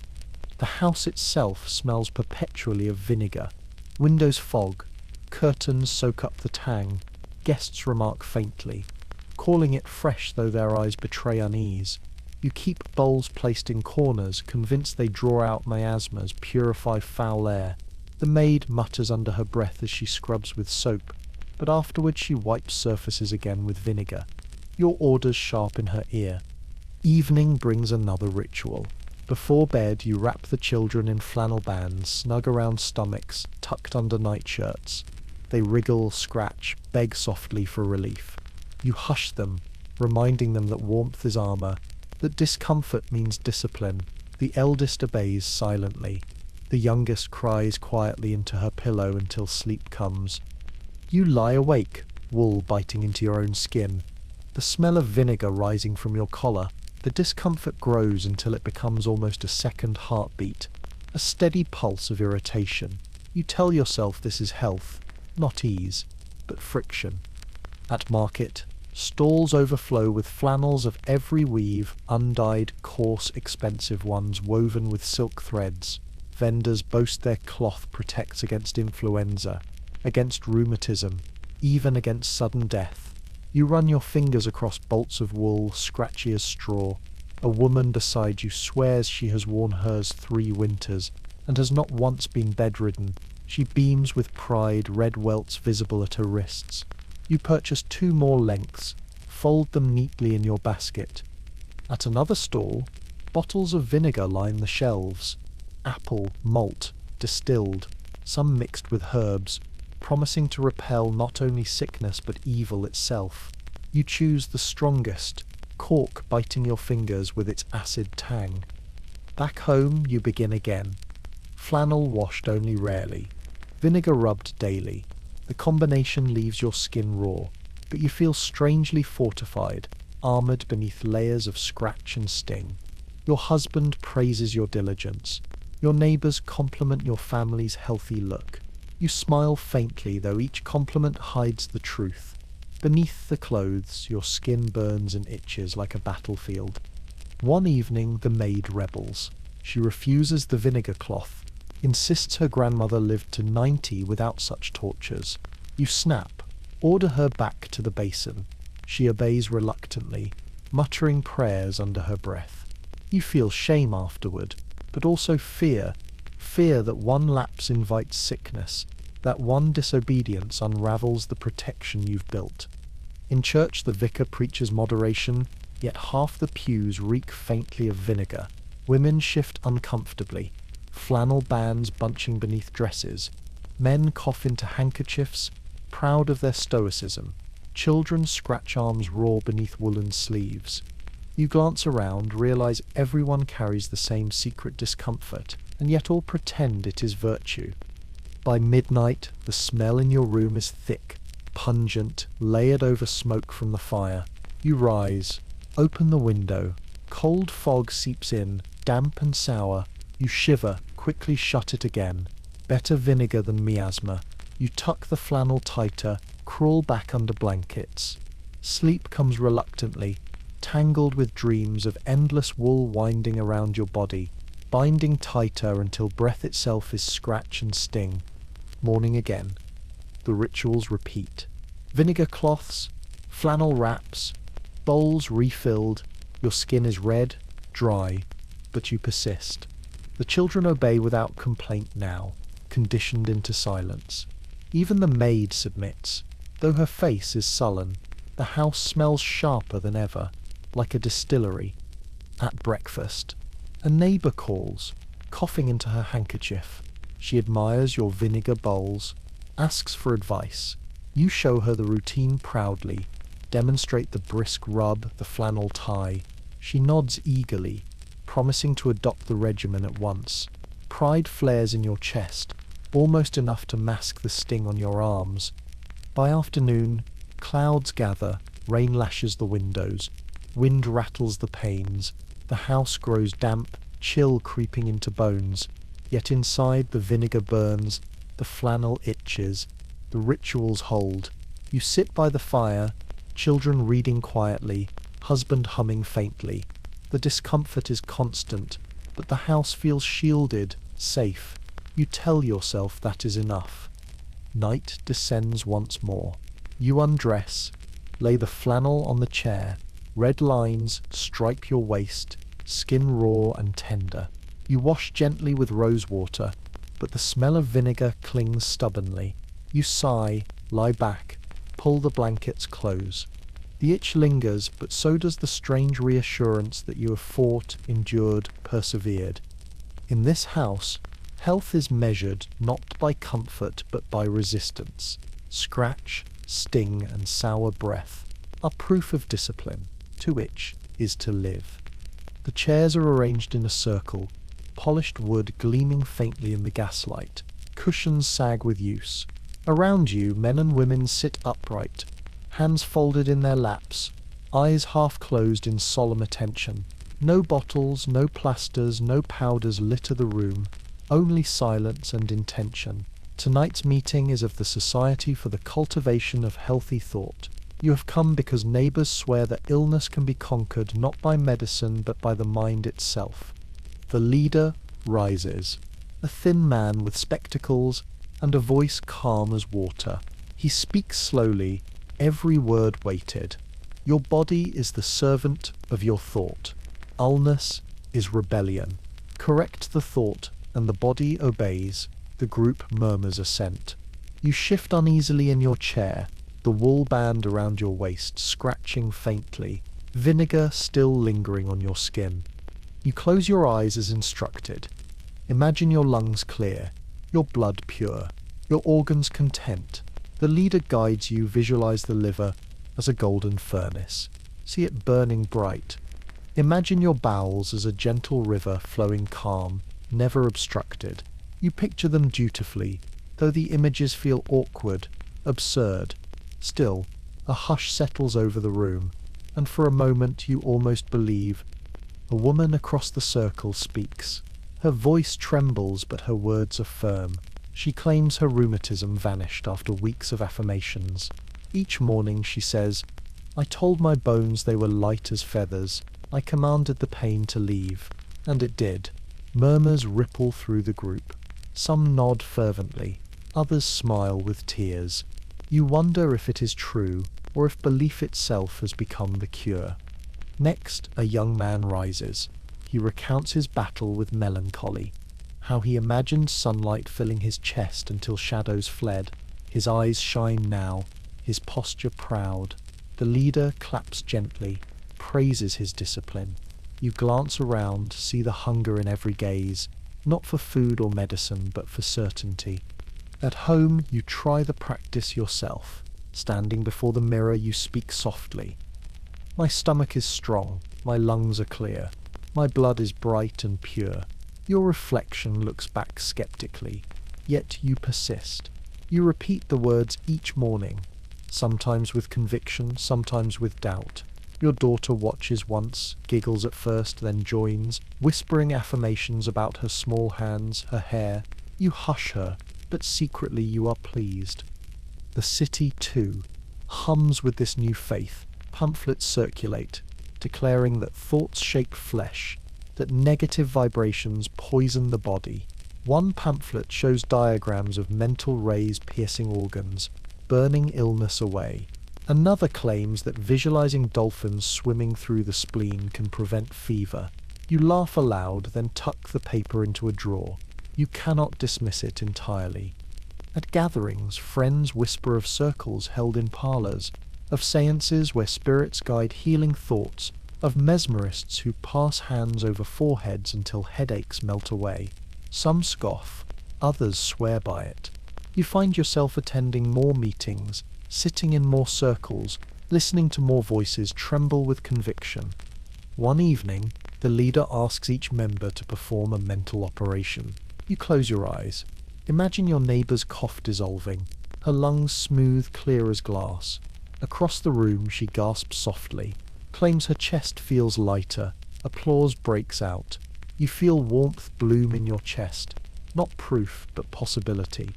At night, you lie in bed, repeating affirmations silently.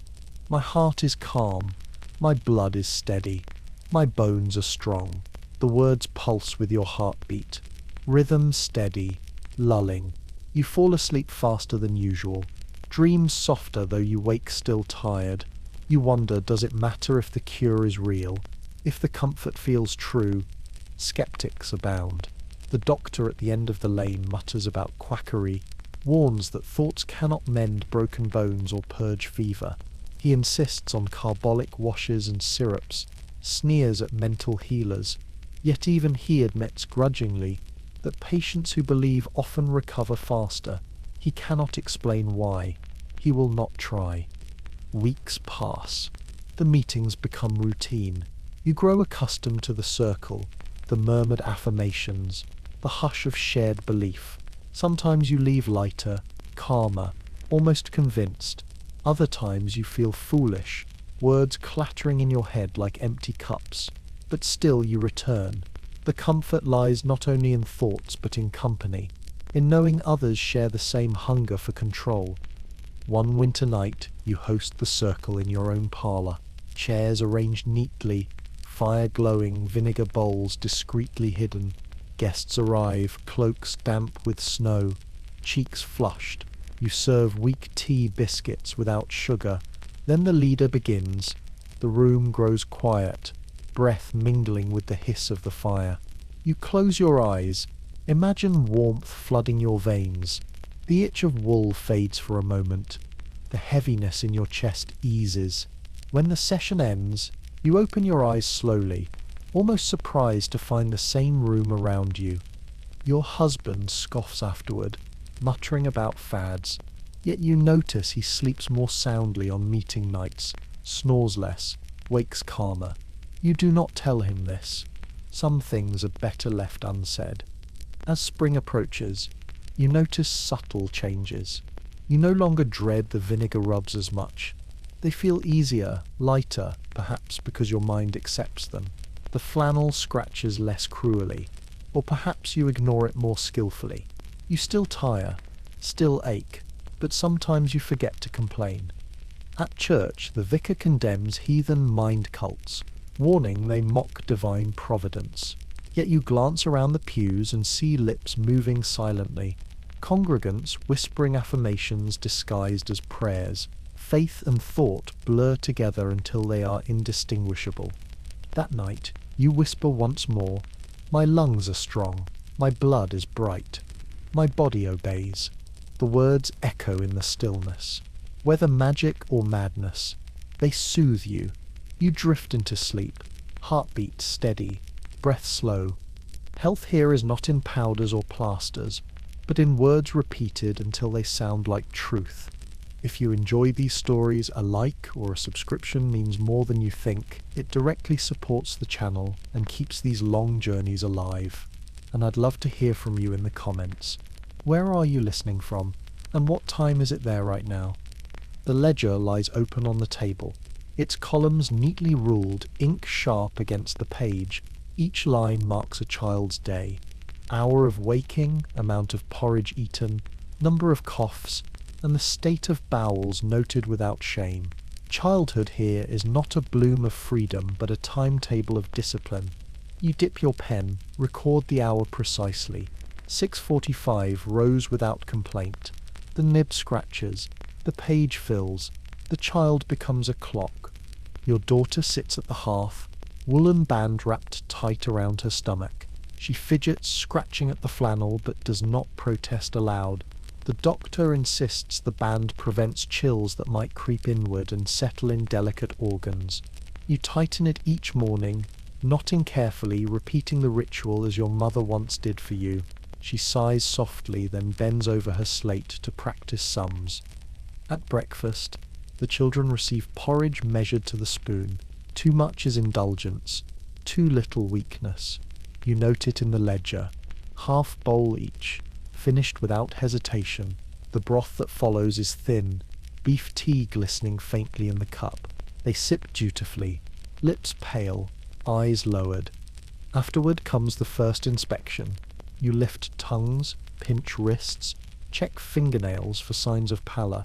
Each detail enters the ledger. Tongue clear, pulse steady, appetite moderate. Their bodies are turned into data, transformed into tidy lines of ink. Midday brings exercise. Not play exercise, Mustard plasters are prepared for the eldest, who coughed twice at lessons yesterday. The paste burns red against her chest, eyes watering though she sits still. You praise her composure, record it neatly. Plaster applied, tolerated bravely. Her brother bends forward for a syrup of castor oil. He gags, swallows, wipes his lips. You nod. Add another line.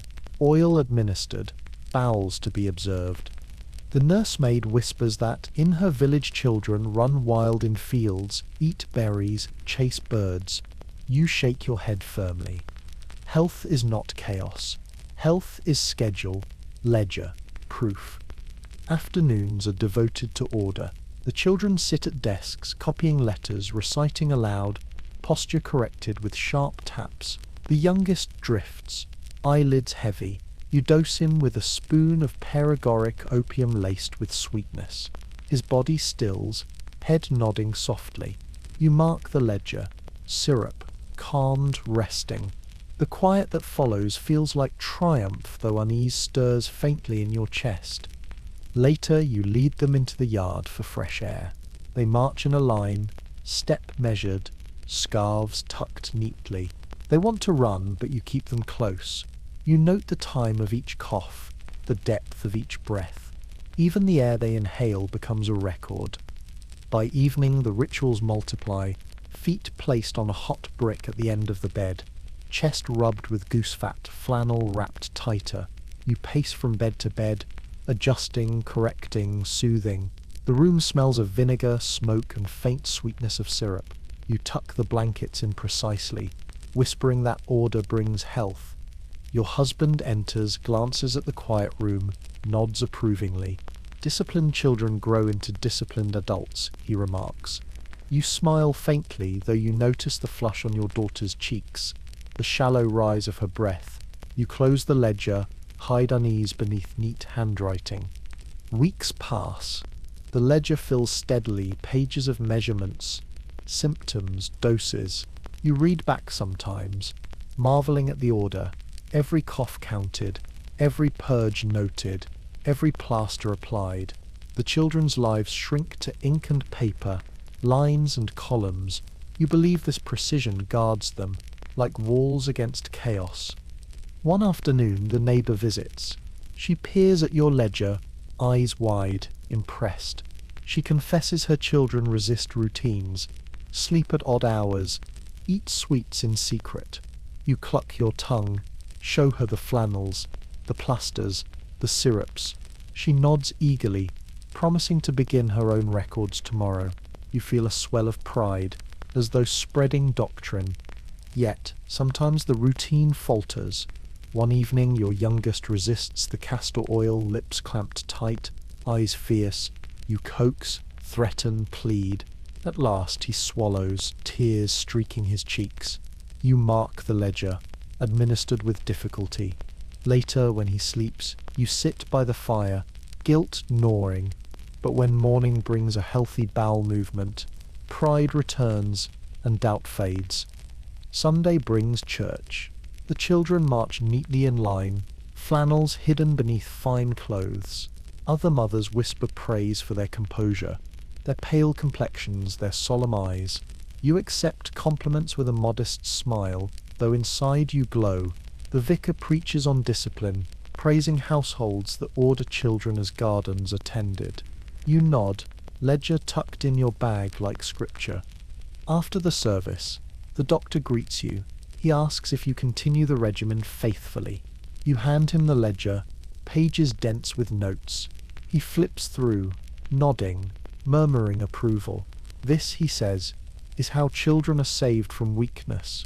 His words land like blessing.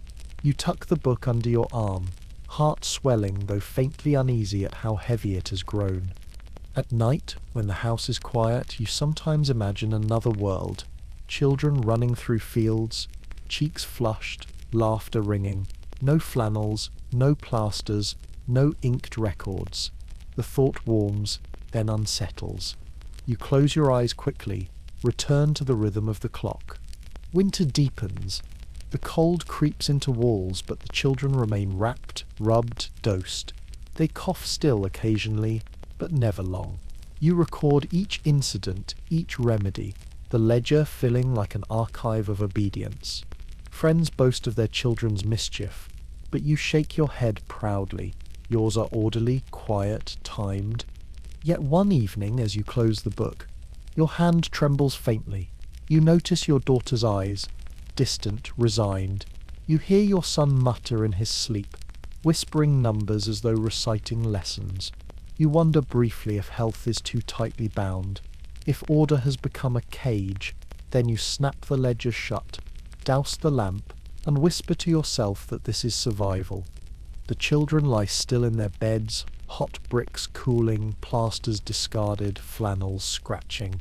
You sit in the dark, listening to their shallow breaths, the faint creak of timbers, the distant toll of a church bell. The ledger waits on the table, ink drying, pages heavy with proof. In this house, childhood ticks by like clockwork, each hour measured, each cough recorded, each life bound tight in flannel and ink. The kettle whistles faintly, steam curling into the dim kitchen.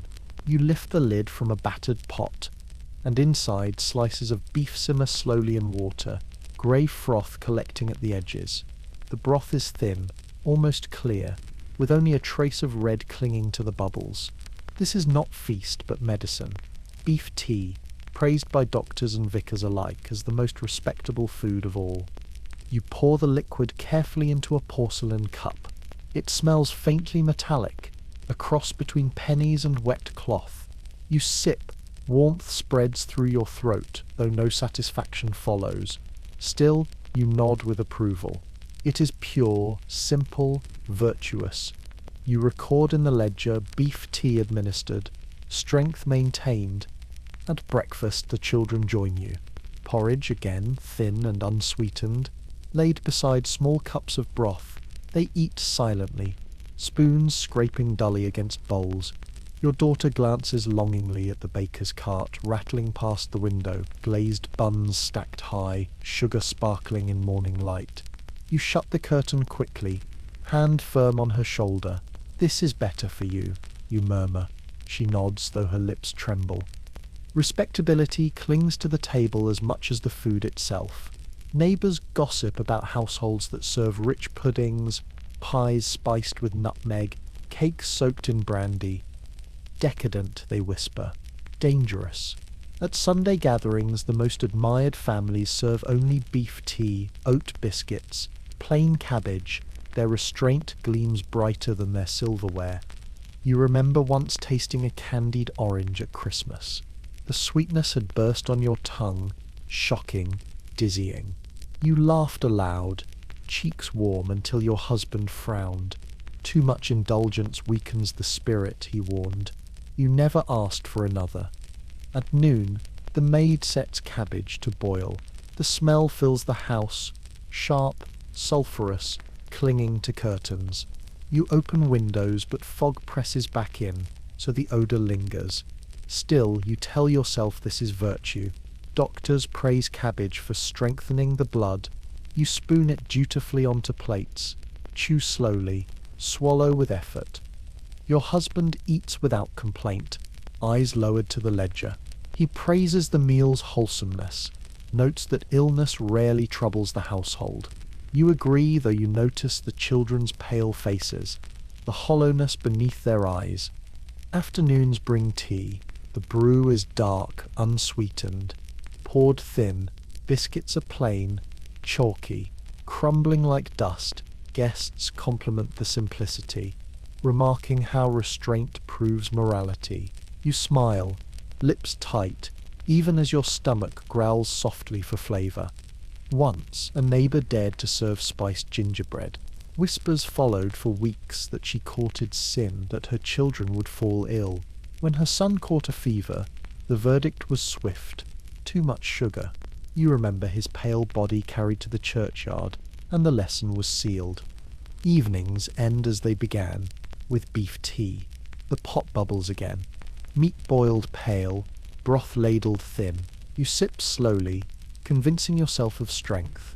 The children sigh quietly, but they drink too, lips pressed tight. You praise their discipline, record their obedience. Your husband reads aloud from a medical journal.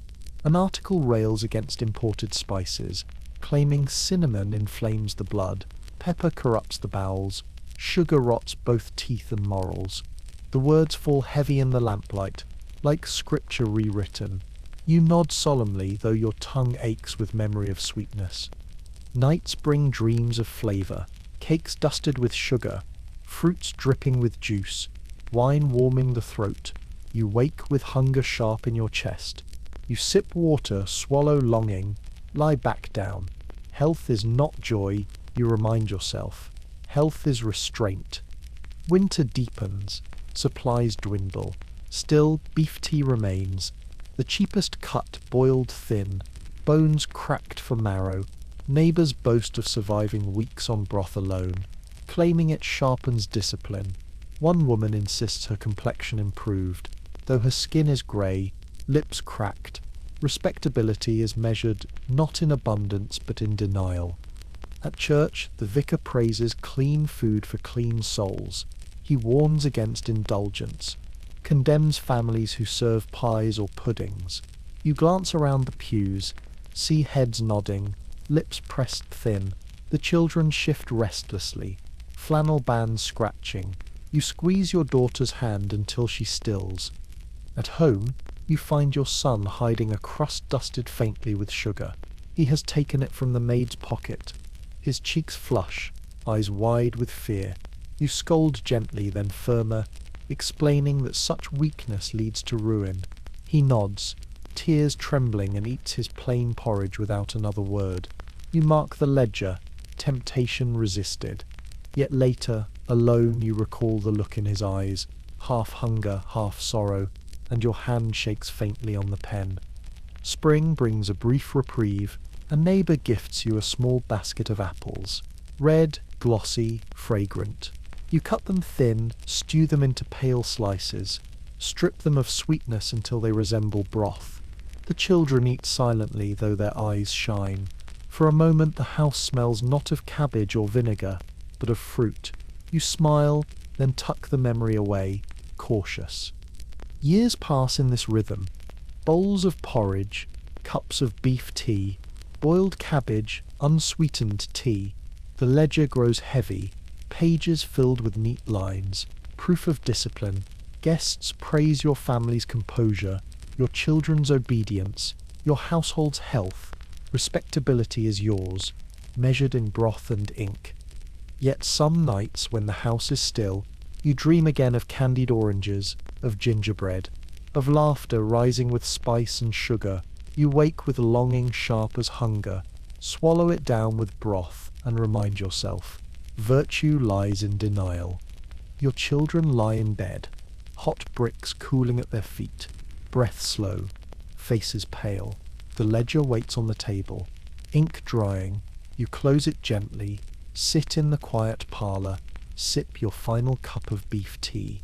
The taste is thin, metallic, comfortless, yet it carries weight beyond flavour. It is proof, shield, badge. In this house, health has become respectability itself. To sip broth without pleasure, to eat porridge without complaint, to deny sweetness, to endure blandness. This is the measure of virtue. You close your eyes, set the cup aside, and breathe deeply. Outside, fog muffles the city's noise. Inside, silence stretches, heavy and still. You set the empty cup aside. The faint taste of broth lingers, then fades, dissolving into nothing. The ledger lies closed, its pages heavy, but you no longer feel the weight of it. You let your hand rest gently on the cover, as though saying goodbye. The fire burns low, a soft glow pulsing against the dark. Outside, the fog thickens, wrapping the city in muffled silence. Hooves fade to distant echoes. Footsteps dissolve into mist. Voices soften until they are only memory. Within these walls, only stillness remains. You rise slowly, cross the room, feel the floor cool beneath your feet. Curtains draw back faintly in the draught, but even the wind is hushed now, as if it too has grown weary. You breathe deeply, No vinegar, no cabbage, no sharpness, only the clean rhythm of your own lungs, steady, gentle. Upstairs, the children sleep, bodies curled under blankets, faces slack with dreams. The hot bricks at their feet have cooled, the flannel bands loosened, their breath drifts in even rhythm, a tide that rises and falls without thought. You pause at the doorway, watching, then step away quietly, carrying their calm with you. Back in your room, the bed waits, sheets cool, pillow soft. You lie down slowly, the mattress accepting your weight, holding you as though you were lighter than air. You close your eyes. The itch of wool, the sting of vinegar, the thinness of broth, all dissolve. What remains is warmth, safety, stillness. Your breath lengthens. In, out. Each inhale draws comfort. Each exhale releases the old world. The city fades. The room fades. Even the shape of your own body loosens into shadow. You are safe now. That world recedes behind you. Its noises, its smells, its disciplines grow distant, like echoes across water. Only quiet surrounds you. Only warmth remains.